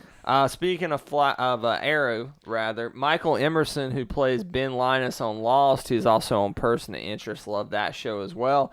He's going to be a main character. I don't know if he's the villain or what in Arrow season 6. I think this is a good kind of jolt in the arm for that show. He's won an Emmy for playing Ben Linus. Yeah. So I'm excited to see him. Are you ever going to go catch up with Arrow or Flash on Netflix? I considered it doing this summer, but then I started getting into like Glow and Orange is the New Black. So quality TV. Well, yeah, compared to, yeah. I'm not gonna completely write it off, I guess, but they're even adding more shows now. They're adding like Black Lightning or whatever. I'm excited for that. That's not a down thing. It's just like I want to watch it all. And it's like, especially like you have something like Flash, which is like affecting everything. Mm-hmm. All these shows, Supergirl, Legends of Tomorrow, Arrow. Which I have not watched Supergirl. And it's like 4 episodes away from being caught up on Legends. I'm watching that on Netflix. Okay. But I mean, so that's my thing. It's like, there's just so much, you know what I mean? And there's other shows, better shows, that I've still not caught up on. You know what I mean? It's like, I'm going to catch up on all these. Like, I haven't seen the newest season of The 100 yet. Yeah. And like, so I have never seen that show. It's a good show. It's better than the rest of these shows. Black Lightning is a high school principal turned superhero. So I think that's going to be a cool dynamic. And they gave me a free poster of Black Lightning when I was at Heroes Con. It was like a big line. Where is this poster? Stokes. It's not in here. I'm going to put it up in my classroom at work. I'm sure you are. So in your principal's office? No, it was a big line, and I'm like, I'm pressed. Can I have one? Yeah. And they're like, yeah, here you go. What an asshole. I know. I didn't have to wait in no line. The beauties of doing a podcast. Thanks, Geeks Worldwide. All right, Ivan Drago is confirmed for Creed 2. We talked about that a good bit. Yeah, we don't need to get into that. That's cool. Confirmed. Cloverfield 3 will be out in 2018. Is this confirmed Cloverfield 3, or is this what we think is Cloverfield 3? Both. Okay. Both. It was like the God particle, right? Yeah. But it is officially Cloverfield 3. Kind of like how the last one was. Like 10 Cloverfield Lane. Yeah, okay. Exactly. But that one was a very big surprise. This one's still a ways out, right? Yeah. And what's the delay? 2018. It's going to 2018. Yeah, 20. I guess it was going to, when was it going to be out? 2017? I didn't think it was coming out this year. There's not even a trailer or anything, which isn't, I guess, that unusual. Depending on when it was going to come out. It's going to be the origin story of Hela from Thor. Did it get pushed back to March, I would assume? I think it was March. I think it may now be the back half of 2018. Jeez, really? Yeah. I thought this was I could see it like in October. We don't know this. We can't look it up real quick. No, all they said is 2018. It's confirmed for 2018. Okay. But the article was misleading at Slash Film because it said push back, but they didn't post the original release date. Let's see. Let's get into some running times. Thor Ragnarok's going to be the shortest MCU film at 100 minutes. Infinity War was going to be the longest at over 2.5 hours. There's a date for it. What is it? February 2nd, 2018, Okay. according to Variety. Okay. I don't think that's official. It was going to come out October 27th, which is when a lot of stuff's coming out, I feel like. That's when Jigsaw's coming out. It's going to come out the 27th of According to year? this, the release date, according to Variety, the release date was October 27th, 2017. It got pushed back to February 2nd, 2018. That'd be a big February movie. I don't know what that says, but Exactly. Black that's worse. Panther's February this year, though. Oh, man. March is getting too crowded, man. Wait, it's coming out February 2018? Yeah. So is Black Panther. Because that would be this coming February. When is Black Panther? The later in February? Like closer to March? It's like around Valentine's Day. So this is probably like the week before that then. That's going to be... Man, February... These movies are... March is so big. There's something else coming out in March, I feel like. They've already announced... Ready Player One, I think, is March. Yes, March. It's like, dude, March is getting... This March was fantastic. I mean, March is like summer now. And February It's is like a no pre-summer. longer, yeah, February is no longer the dumping ground. January February still still is, but I guess it's not going to be. Not when Marvel says they're releasing a movie then, it's no longer the dumping ground. What came out... I think Lego Batman was February this year, and that was probably... And the first Lego movie, was that March or February? I think it was a March movie. I thought it was summer. I don't remember. No, it wasn't summer. It was spring. Okay. All right, but what do you think about these running times? Thor Ragnarok's going to be 100 minutes. Okay. 2.5 hours plus for Infinity War. It's encouraging for both. Yeah, I think it's good. If Thor was longer, the way this new one's shaping up, I'm like, cool. I look forward to it. But it seems very. But having it short, this short Thor movie with like okay, cool. I'm totally on board with that. It's kind of bombastic, and it's going to be a lot in your face. So maybe less is more in this case. Right. Infinity War. We need all the time we can get with that many characters, right? Yeah, man. And it's probably still going to end on a cliffhanger. Let's see. Vixen's sister, twin sisters, confirmed to be the villain on Legends of Tomorrow Season 3. Okay. I mean, sounds interesting considering how they dealt with Vixen's grandmother in Legends of Tomorrow Season 2. I have no idea. So and some events that happened with her, no doubt, altered the timeline. So to see how those repercussions play out. Is Vixen a bigger player on this show? Is she on the show? The original Vixen, which is the Vixen that appears in Arrow's grandmother, is a big player. She was one of the members of the Vixen's not. No. Are they still making that cartoon? She appeared that one time in Arrow, and they did the cartoon. I don't think they're making that cartoon anymore. That sucks. She was cool in that Arrow. The grandmother is way better. Okay. Yeah, she's one of the best parts of Legends of Tomorrow Season 2. Okay. She was in the Justice Society of America and all that. This is okay. So this is time travel. So it's still a young woman. Oh, it's still. You were saying Vixen's grandmother. I'm picturing this old woman being this big part, which isn't a problem, but it was just like that's kind of weird. Okay, is it the same actress playing her grandmother, or is it a completely different actress, or you don't know? What do you mean playing her grandmother? The same actress who played Vixen, is that the same actress? No, it's a completely different actress. Okay, that's kind of sucks. I don't know the name of the actress. They were both, good actresses, but so she's just out of the universe, I guess. Vixen. I don't know. That actress. I don't. Is she doing something else? I don't remember who it was. She was only in one episode of Arrow, maybe two. But only the one, I think. But she voiced the characters. The same woman that voiced the character played her on Arrow. This is the most I've ever thought about Vixen. Okay. I'm concerned for Vixen now. Speaking of time travel, James Cameron says he's got a new Terminator trilogy, which at this rate will come out when Skynet becomes self-aware. It'll come out before Avatar 2 at this rate. Yeah. So, all right, Andrew Stokes. Let's go ahead and get into our featured review of the week, which is Batman, Mask of the Phantasm.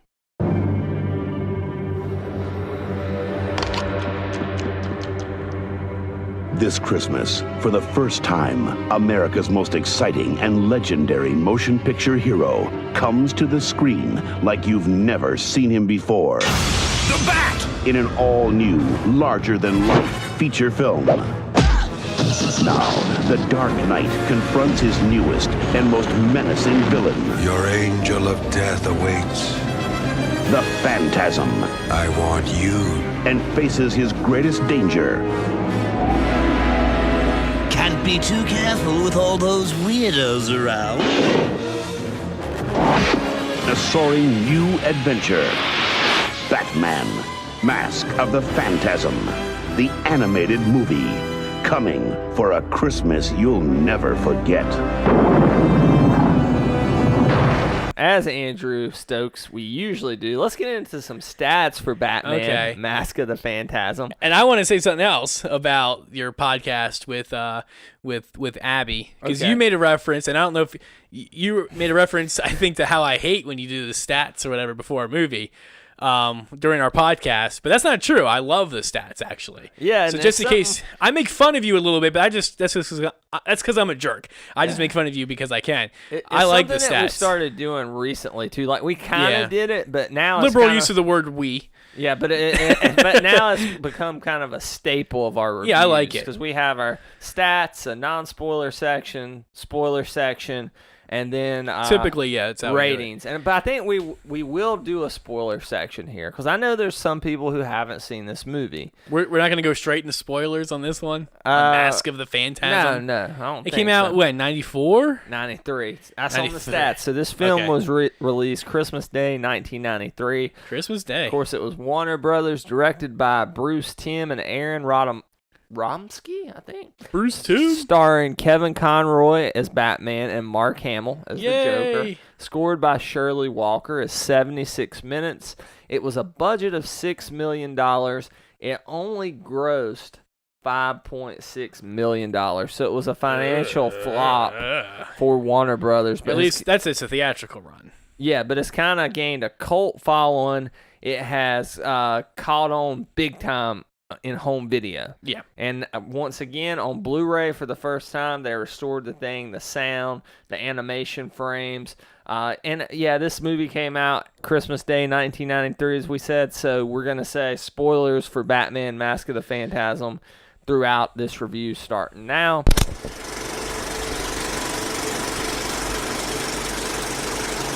Well, I have a question for you before we're gonna get into this.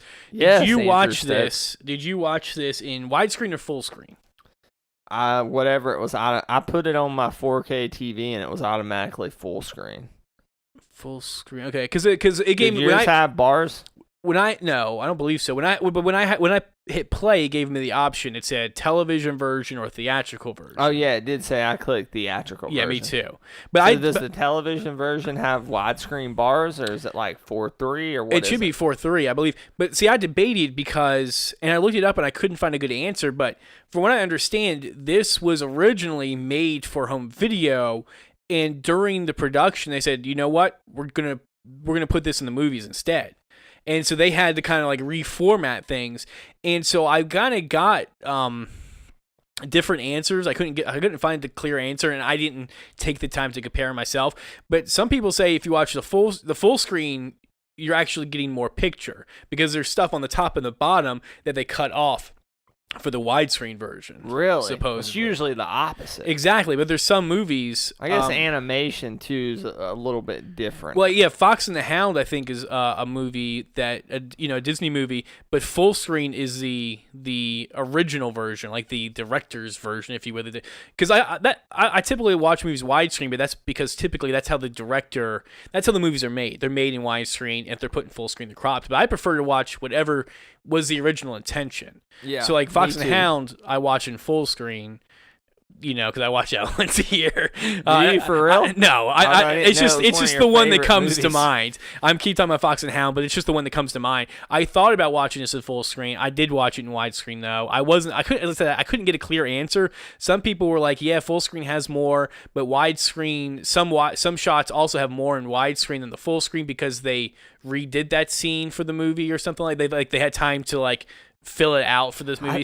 But I was just wondering. I wasn't think sure. the TV version adds like some stuff too. I think, which is Like some scenes? Yeah, which is usually not the case. Usually it's the opposite, right? They cut things for the TV version. There's what the Batman Beyond movie that has there's the R-rated cut, pretty much. Yeah, of yes, Return yeah. of the Joker, yeah. which So there's two different is versions. another The- great movie. The It's not exactly was it R, but it was there's a censored version and an release. uncensored. I don't believe so. Was it not? I'd have to look into that. I think it was original. I think it was released on TV. One of the Halloween movies is like that too. It's not one of the first two. It's one of the latter ones. Maybe Halloween 4 or 6. Seems like it's one of those two where the TV version actually adds stuff. Yeah, like pointless stuff. That happens sometimes though. Like, sometimes the TV version will add deleted scenes or maybe use an alternate scene or something if it's like a censored I remember scene. Problem Child. You ever seen Problem Child? Is that the comedy movie? Yeah, it has John Ritter in it. I don't really remember. I know I've seen it, yeah. So I used to love that movie as a kid. So the TV version adds this scene where he uses this remote control helicopter to, like, pick something up and drop it on the milkman. Yeah. But that was one of my favorite scenes of that movie because it's got, like, the Valkyrie score going. Yeah. And then I got the movie, like, on VHS or something because I loved it so much, and it wasn't on there. And you're like, what? As a kid, that's, like, puzzling. But now looking back, you're like, oh, it makes sense. But Friends DVDs are like that. Really? That's why I don't own the Blu-ray, because the DVDs, they had, like, some deleted scenes and stuff that they couldn't put on there, or maybe were even taken out just for syndication. So they're, like, fuller episodes, sometimes with stuff that just wasn't in the original airing of the episode. But these scenes weren't part of the original episode, and apparently they weren't, like, categorized and filed correctly. So when they went to make the Blu-ray, they didn't know where some of these scenes were to make sure, like, to put them in the right format. And so they said, like, it would take too much time and money to try and find every Friends. I know. So that's why that's one of the reasons I don't popular TV shows of all time. It's one of the reasons I don't own the Blu-ray is because, like, it's just I'm so used to watching those DVD episodes now. So. Yeah. Probably would be off-putting at this point for you. Some episodes for sure. Some I probably wouldn't be able to tell. What did you think of this restoration? I thought the compared to restorations I'd seen in animation in the past, or just restorations in general. Yeah, I thought the video was underwhelming. It was lackluster. It looked good. Yeah, but I expected it to be like jaw-dropping good. The sound, however, I know you hadn't hooked up your surround sound. Yeah. I just did this with a sound bar, not even the surround sound in the living room. And it was like I was watching freaking Die Hard or something. I mean, the sound is just as good as any sound on, like, a blockbuster live action film. Video, a little bit underwhelming, though. Yeah. Did you feel that you did the right thing in buying this Blu-ray? Because after I spent, like, how much did you pay for it on Amazon? $17. Yeah, I think it was like $17, and I kind of thought to myself, man, I should not. Kind of wish I had borrowed it. Yeah, I should not have probably spent the money because I own the DVD copy. Same here. Speaking of which, if you tweet me at The Real Brad Bell, we're going to do a contest here. And Timothy Belmont is not eligible to win. What? Why not? He's won a shirt and a Transformers Blu-ray. So sorry, Tim. It's open to everybody else. I'm rooting for you, Tim. Do it anyway. Pressure Brad. The first one to tweet me at The Real Brad Bell. Nolan equals Kubrick. Nolan equals Kubrick. And you have to spell it correctly. Kubrick. You don't have to spell it correctly. The first one to tweet me that at The Real Brad Bell, REEL, Brad Bell, will get a signed copy by me and hopefully a.k.a. Andrew Stokes of Batman Mask of the Phantasm on DVD. DVD, okay. Which is cool because it's one of the old DVDs where it's full screen on one side of the disc and widescreen on the other. Whoa. Yeah, so you can own that. That's awesome feature. You have to take the disc out to get to the other aspect ratio. I looked, my original receipt was in there. It was like Best Buy 2006 or something. This is one of those like weird DVD cases where it's like the thing clips in or whatever. Like there's like a little flap. You close it, then you have to like close it again with a little flap. If you tweet at me, Kubrick greater than Nolan, I will steal Brad's Blu-ray copy. Or you can donate your copy that you have, Andrew. We'll see. All right, so say tweet at you or email. Tweet me. Just tweet. Yeah, no tweet email. Me. You don't have to email me. Just sorry, me. nerds. You gotta get on Kubrick, Twitter. And you get my copy of the DVD of Mask of the Phantasm. I don't necessarily regret buying it because I do really love this movie. What were your memories of this film? Do you remember loving it as a kid or not? I don't know about loving it. I remember like, oh, great. You know what I mean? I remember really liking it. I did not own the VHS or anything. You remember how you would get like free HBO for a weekend or something every now and again? We always had like basic cable, and HBO was channel 5. So like once or twice a year, I know in particular, usually around Christmas, they would give HBO sometimes free for a weekend, sometimes Disney Channel, which wasn't standard back when we were kids. No, yeah, I never had Disney Channel growing up. Yeah, I had it when I was in like 8th or 9th grade. By that time, we had Disney. By the time you got to like the Even Stevens era. But when I was is that when it became part of basic cable typically, or the Yeah. typical package? Yeah. Okay. Yeah. Then that's when I got it too. Then So I did not. Okay. we would record movies on VHS. We'd put it to Oh, where it'd be yeah. like the 9-hour, it'd have like 3 movies on it. I remember Mask of the Phantasm was one of the movies on one of the 3. I can't remember what the other 2 were. I have one VHS that was just I loved this VHS because I recorded Ninja Turtles 2, Secret of the Ooze, and then 3 Ninjas. And it's like they were both I had on here. 3 Ninjas on a VHS recording too. Yeah, God. What was it, Tom? Was he the youngest one? Tom, was he the youngest one? There's Rocky, and who's the middle one? I don't know, I just remember Rocky's Tom. got a girlfriend, I think or whatever it is. Tom's the youngest one. The oldest one talked to a girl next door via cans and a string or something like that, right? Good times, the 1990s. Maybe in Captain Marvel, the reference 3 Ninjas. Oh, yeah. To make us feel that The 90s Hollywood nostalgia. classic. My memories of this film were absolutely loving it as a kid, and upon rewatching it, I'm not going to give my rating yet.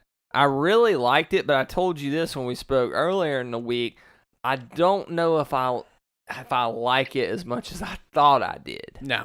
Was that kind of the same way for you? Yeah, I definitely liked it more as a kid than Now rewatching it. there's scenes and bits of the movie that still are, I think, iconic and work for me, but not necessarily maybe as grand as I remember. Now, one thing that struck me here, and it kind of goes back to the stats, I think, of why this film didn't perform all that well, is this is not a kid's movie. Even though it's an anime, there's some dark stuff. I think it's rated PG. I probably should have had that in the stats, but it definitely feels PG-13. Yeah, it's definitely a little bit more than the cartoon, though the cartoon could be a little adult at times. But this one, there's adult things like blood and stuff. You see like a lot of blood. Batman gets banged up a good bit. But then there's sexual harassment. But then there's stuff. I mean, there's not a scene where Batman or Bruce Wayne has sex, but there's It's definitely implied. Right, it's him and a woman are kissing, and then the next scene he's wearing like sweatpants and a towel, and she's wearing like just his shirt. And Alfred walks. He does this twice in the movie. Yeah, he walks in with like some food and goes, "Oh," and turns around. Oh my! Yeah, but not just that. Like, there's a lot going on with the plot here. It is the takedown of the mob. Yeah, by the Phantasm, not by Batman. But you're led to believe that it is Batman who's taking down the mob, and I'm like, you're not allowed to believe that. I mean, the gangsters think that. Yeah, Sorry. yeah. Okay. That's how I should have put it. Okay. I mean, we know it's the Phantasm. Right. We're in on that. And the gangsters think that. The public thinks that. That Batman, he's killing people now. He's gone too far. He's killing people. There's a lot of flashbacks too. Like this almost serves as the Batman Year One or Batman Begins for Batman the Animated Series. Like, you see him going out on patrol without the suit and stuff. Yeah. Now, I watched the whole Batman the Animated Series and Batman Beyond and New Adventures and all that stuff. Yeah. In 2008, the summer Dark Knight came out. That's the last time I watched all that stuff. Still haven't finished Justice League Unlimited, though. No, I don't think I finished it, but I did watch some of it. So, I don't remember there being like an origin episode within Batman the Animated Series. I could be wrong because it's been about a decade since I revisited it, but this is probably the most... I feel like there was an Early Adventures episode, and maybe the New Adventures, or something. I feel like there was one that really, but maybe I don't recall. But I do feel like this is kind of the definitive origin story for that Kevin Conroy. So this is canon. Batman. This is canon. I believe it. Yeah, I believe Okay. it's considered. I consider it canon personally. I mean, Sure. I don't know what Paul Dini and Bruce Timm, who are the animators and showrunners, consider it. But Okay. there's things in this movie that are not typical of Batman. Like, he's actually happy for parts of the movie. Yeah. Like, Bruce Wayne, we always know with Spider-Man, right? It's Gwen Stacy and Mary Jane. Probably would have been with Gwen had she not died. Gwen dies. Mary Jane is the one, if you want to go there, with Peter Parker. Batman has love interests like Selena Kyle, like Vicky Vale, but he doesn't necessarily have that one. Rachel. Yeah, Rachel Dawes. Oh my gosh, Andrew, good pull. And then, of course, even Clark Kent, you have Lois Lane. Like, Who? Yeah. Okay, Jerry. But there is that one. For Batman, there's not that, but this is one of the many who at different points, there was another one, Dr. Leslie Tompkins in the comic, who he dated for a long time. But, Not on Gotham, he doesn't. oh, yes. Yeah.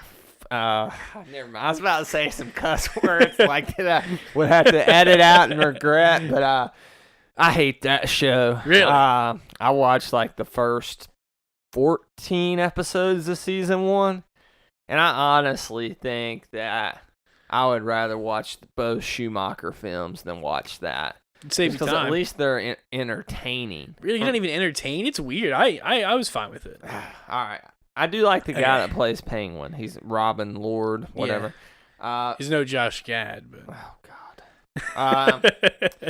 Although Matt Reeves, if Josh Gad is his Penguin and he's on board with it, I'm on board. what about Nolan? If Nolan's on board with it, Nolan could do no wrong. he can do no wrong. Like, Yeah. I think Dunkirk was one of his worst movies, and I gave it, Andrew, a grade and a half. And my friend Will's like, I think you need to see it again. Like, I think you'll appreciate it more. It's like, Will, I gave this movie a grade and a half, man. Like, what? I mean, do you think it's a masterpiece? I should give it an epic? Is that what you're implying? He's like, yeah, it's a masterpiece. I'm like, I think it's a 10. We'll get there next week. Now, Andrea. So, spoiler here, as we warned you, she is the Phantasm. Yeah. I love this because it's what Batman could have become Sure. had he completely embraced vengeance. Yeah. And it's a good kind of dichotomy, juxtaposition, whatever, fancy word you want to throw out there, compared to Bruce Wayne. Batman is Andrea, as he calls Andy, and Phantasm, because they both face tragedy, right? You had Bruce, who lost his parents, and she lost her dad to the mob. And you have scenes where they're... Go ahead. Did they say how she lost her mom? I don't recall. And her mom, too, which Her that's mom's where gone, but I don't remember them saying how. I don't know if it was tragedy. I feel like it was a sickness. Yeah, because she's visiting the grave of her mom, Right. when Bruce is meeting his parents. Yeah, and It's they it's kind of sad, but they meet at the cemetery there. But the whole thing with her taking down the mob, like literally killing them because they killed her father. Yeah. Because he was basically laundering their money. Yeah. And he had lost some of it, got in deep over his head. I mean, this is an involved story for a kid's animated movie. Yeah. I mean, man, I tell you one thing I always really liked about this film. Yeah. Is they kind of give, and I'm not usually a fan of this. If you listen to the Dark Knight podcast, one of the things I liked about Nolan and Ledger's Joker so much, they kind of give Joker an origin story. Yeah. He is kind of a mob lackey. Of course, Yeah. this is before the Ace Chemicals and all that. And I love the moment in this film where Batman looks at that picture Yeah. and he figures it out. My God. Yeah, and he ain't that his quote? I know, he said something like that. And Yeah. then he takes like a red like Sharpie or something and draws a smile and a big like he grin just and- knows it's Yeah. him. Yeah. And I think had Mark Hamill's Joker not have been in this movie, it's forgettable. But I think the moment he comes into this film, Yeah.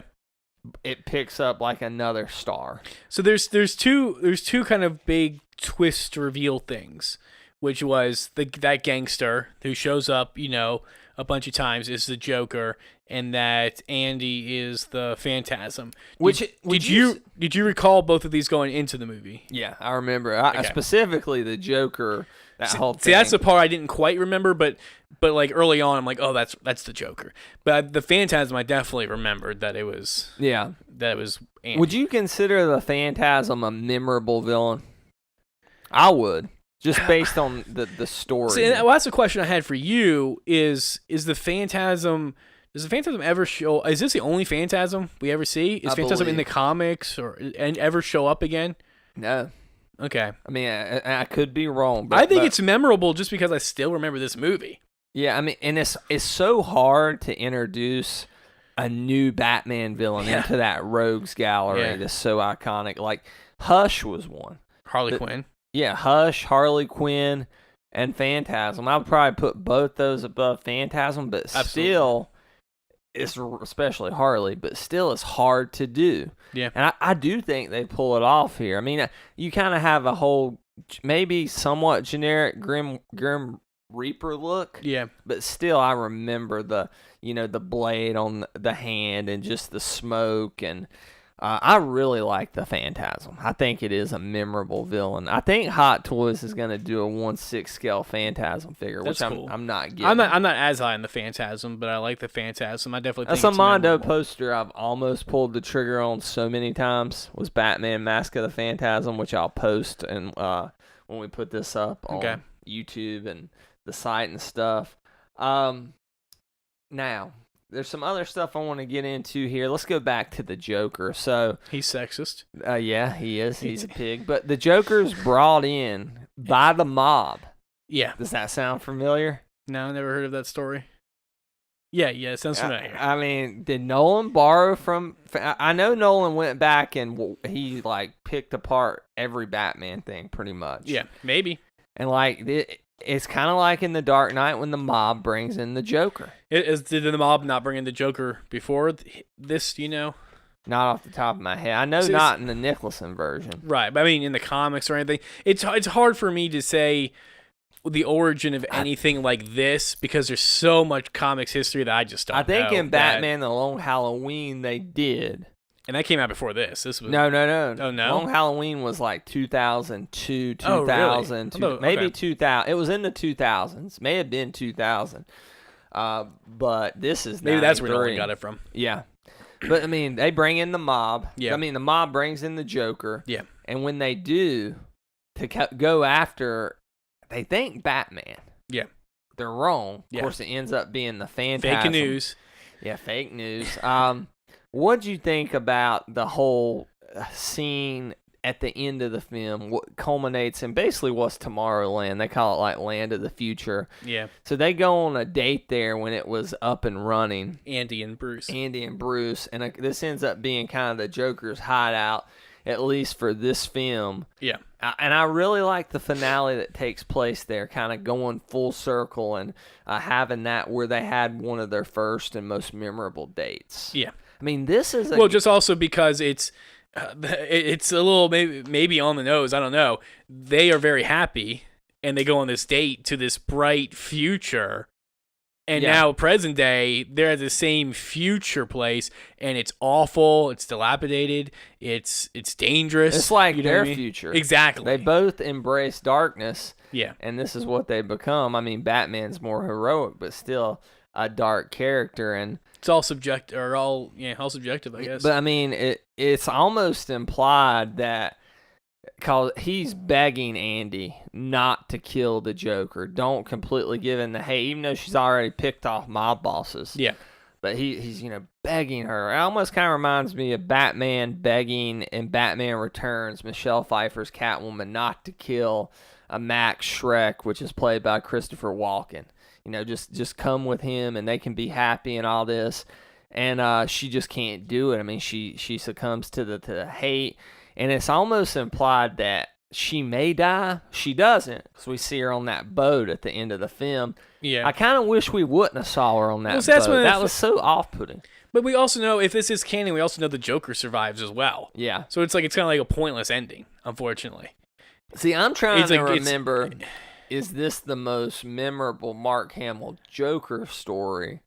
I'd have to go back through that. I mean, there's two. They do the whole fish storyline, the smiling fish, where he's contaminating the water.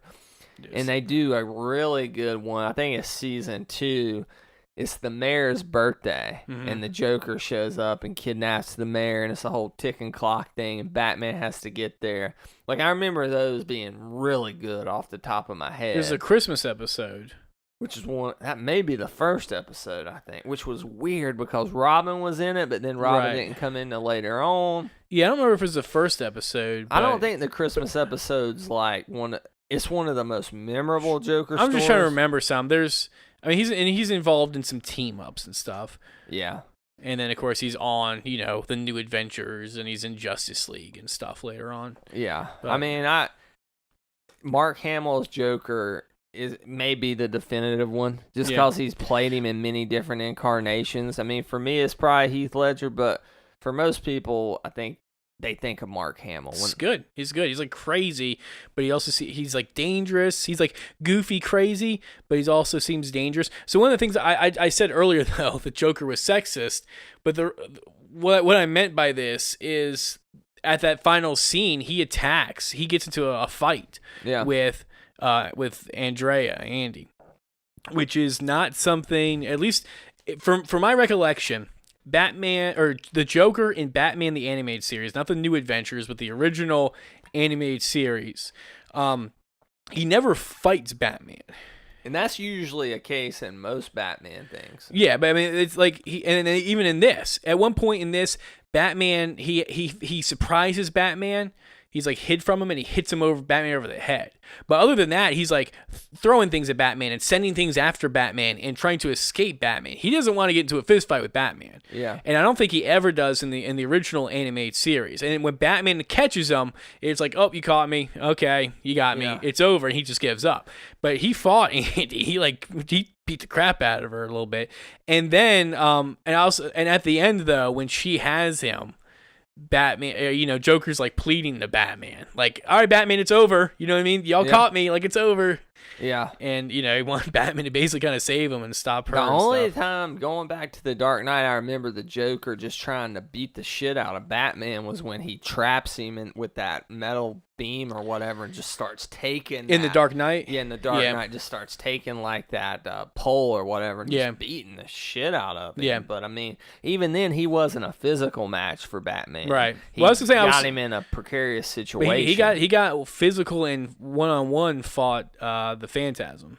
So what about there's a scene in the middle of the movie with the bat wing. I thought was pretty cool action sequence where Batman lands with the bat wing, and he I always liked the design of the bat wing on this show. I had that toy. I didn't have the Batmobile from this show as a kid as a toy, but I did have this bat wing. And in this whole mid-action scene, he like loses his mask because the cops are after Batman. He puts the cowl and cape and cowl over that piece of wood or whatever. I think that's a cool scene. I just didn't want to go through this without mentioning that. Why do you think that this film flopped, was a financial failure? But I mean, Batman fans like you and I, and Jerry I know too, love this movie. So I mean, like, just a kid's Batman movie that came out around Christmas. You know what I mean? I don't. Yeah. I don't know. Well, I don't know. It's just like it was dark, man. Well, I also don't know what else came out around this time. Like, was there a big Disney movie coming out then? Like, you know what I mean? I don't know. It also followed. It was the next theatrical Batman post Batman Returns, which was also really dark. Yeah, this is definitely a very dark time for Batman. I don't mean for the character financially, even though this wasn't great, but just the tonality of the character. Now he's all light and happy. Yeah. Do you feel that people should buy this Blu-ray? Well, talking about see, that's the thing with the Blu-ray too. There's nothing else on the Blu-ray but the movie. There's a trailer. Yeah, which I was hoping to get some kind of retrospective or something. You know? Yeah. So no, you wouldn't recommend. If you don't have it, get it on Blu-ray. Yeah, maybe wait for the price to drop a little bit. And too. I'm sure it will. Yeah. I mean, people were hyped about this, man. Like every big film website wrote articles about it. Right, and that's why I'm surprised there's not more to it other than the two versions. I mean, it looks good. It sounds even better. Yeah. It's kind of a lackluster release considering. If you just want a nostalgia trip, just rent it. But yeah, I'm sure Redbox will have it, and or your local brick and mortar store. Yeah, I'm sure. I don't know if this would be on demand or not. Obviously, I don't think it was as good as we remember. But what would you rate this film? Just the movie? Yeah, we're not talking about picture or sound. Let's just go the movie in general. Good. Good. I'm gonna give it a great. Okay. Just because it introduced the Phantasm. It gives this Batman give it an a decent and a half. maybe. Really? That's right below good. It's like 1 point difference. So and a half are good. And 3/4. So good. I was kidding. I guess good. Sure, why So not? Andrew Stokes confirms Mask of the Phantasm good. I confirm it a great. Introduces a memorable villain in the Phantasm. What I love the reveal of Phantasm. Yeah. Not the original reveal, sorry. But when they reveal it's for a kids movie, we talk about how there's some adult stuff, but it also it's not stupid. It doesn't hold your hand necessarily. And it does. And I think that's one of the reasons it maybe wasn't as successful. Because it's like, okay, this is probably, most people think a kids movie. This would be hard to follow as a kid, I think, to get all the intricate, details of the it's not like parents were going to check out this film first and then bringing their kid. Yeah. So they would have brought their kid. I don't know. But the reveal of the Phantasm being Andy, because it's you throughout most of the movie, you think, unless you've seen it already, but you think it's not Andy. Yeah. Because the Phantasm strikes, Andy's not even in Gotham, so we and everybody else thinks. Yeah. And it's even implied that it's her father. But there's a scene where Joker is calling Andy's house and it's set an explosive. That's a good scene. And Batman, he's there and he's listening to it, and he's like, "You're not gonna jump out of the window this time." And it's kind of like, if you don't know Andy's a Phantasm, you're like, wait, when that happened? When did Andy jump out of a window from an explosion? I don't recall this. Of course, the Phantasm did it earlier. You know what I mean? Yeah. And then we have Joker knows. Joker knows. And then we have a scene a little bit earlier or a little bit later where we flash back right before Andy actually reveals herself to be the Phantasm. We see her living off in Italy somewhere or whatever, and her father's killed. And it's like, wait, her father's killed. You know who killed that her doesn't father? mean, and the Joker. The Joker, right. Before he was Joker. So I appreciate that it wasn't just she shows up and takes off her mask. It was me. It was like, no, they were a little bit smarter with this. They let you figure it out, like, wait a minute, if her father's dead. You know what I mean? I like the fact that Joker's trying to kill the mob, kill Phantasm. He's not even trying to kill the mob. It's just he saw the opportunity to. The guy came to him. Two of them. Yeah, like, but the it's scene like, in the hospital with the councilman is creepy when he cannot stop. I remember that kind of freaking me out as a kid. There was a scene where Batman meets Andy. And Andy has figured out that Batman's Bruce Wayne already. Mm-hmm. But he starts talking, like, when they start talking, he's kind of like just being Batman. It seemed a little weird because he says something in that scene that would let her know that he's Bruce. Only Bruce would say this. But it's like, I'm not sure when he figured out that she figured out that he was Batman. You know what I mean? Yeah. Because she kind of figures it out after he runs away. So I also like the scene whenever, is it Batman? I think it's Andy goes into the old mob boss's house and pulls down the one that went to the Joker and brought him in, pulls down the newspaper. That was Andy. Yeah, and then the bomb's there, and that kind of sets off that whole mid-action scene. Yeah, that's the first Batman. bomb that Andy escapes from. Yeah, if the Joker is not in this, it's not as good of a film. That's for sure. Sure, I guess, yeah. I guess you could argue it the other way, but I wouldn't. The opening score was very operatic, like it was very grandiose. Like, what the is it? You know, like. Yeah. But it's cool though. It's cool, yeah, and it aged well. So, I give it a great. You give it a good. I say I agree with you. Wait till the price drops, and if you don't have it, buy the Blu-ray. If you have a DVD copy, you're probably good. You're good. Don't go out and buy this unless you're just a hardcore Mask of the Phantasm fan. I mean, then go do it. Like if you absolutely love this movie. But I think that's just about gonna wrap it up for the 70th edition. Hard to believe. Wow. Of the Confirmed Epic podcast. And we've had a ton of bonuses, so I'd have to figure out where it's at with the bonus episodes. 1,000. Yes, I think 1,000. So time for a reboot. Nah, just joking. All right. Flashpoint. Andrew Stokes, that's all I got for this edition of the pod. Anything for you that you want to say before we close out? No, I don't think so. Okay.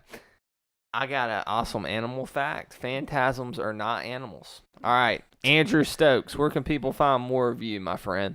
You can follow me on Twitter at AKA Andrew Stokes. You can also find me when I write a few articles every once in a while at the Epic Review. That's thepicreview.com. And that's basically it. As for me, find me on Twitter at TheRealBradBell, DREEL, Brad Bell. REEL, Brad Bell. Also, make sure, if you want a free copy of Mask of the Phantasm on DVD, Nolan equals Kubrick, as in Stanley Kubrick. Okay. What if they say Kubrick equals Nolan? I'll take that, too. I mean, mathematically it works. Find me at Geeks Worldwide. This is proudly presented by their illustrious radio network. Thanks to them. DGWW.com. Of course, check out the Epic Review, thepicreview.com. Check out Jerry's toy blog, actionfigurebarbecue.com. Don't forget to, if you're a fan of the pod, the best way you can support us is to buy a shirt. There's 3 available. There may be some more options in the fall. Go to tpublic.com/user/TheRealBradBell, DREEL, Brad Bell.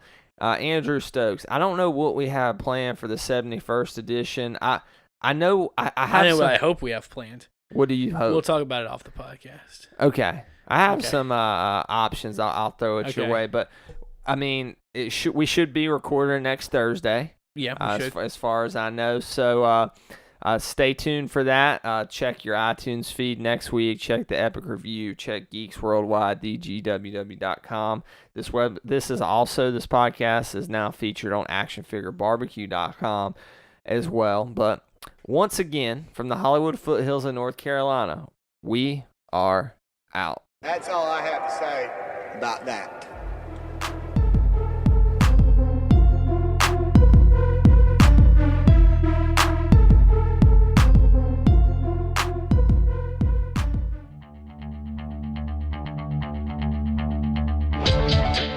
This has been a production of the GWW Radio Network. Please don't forget to subscribe, rate, and review us on iTunes, Stitcher, and SoundCloud. Also, check out Geeks Worldwide at thegww.com for all the latest news, reviews, and opinions on video games, comics, movies, TV, cosplay, and more. Geeks, assemble!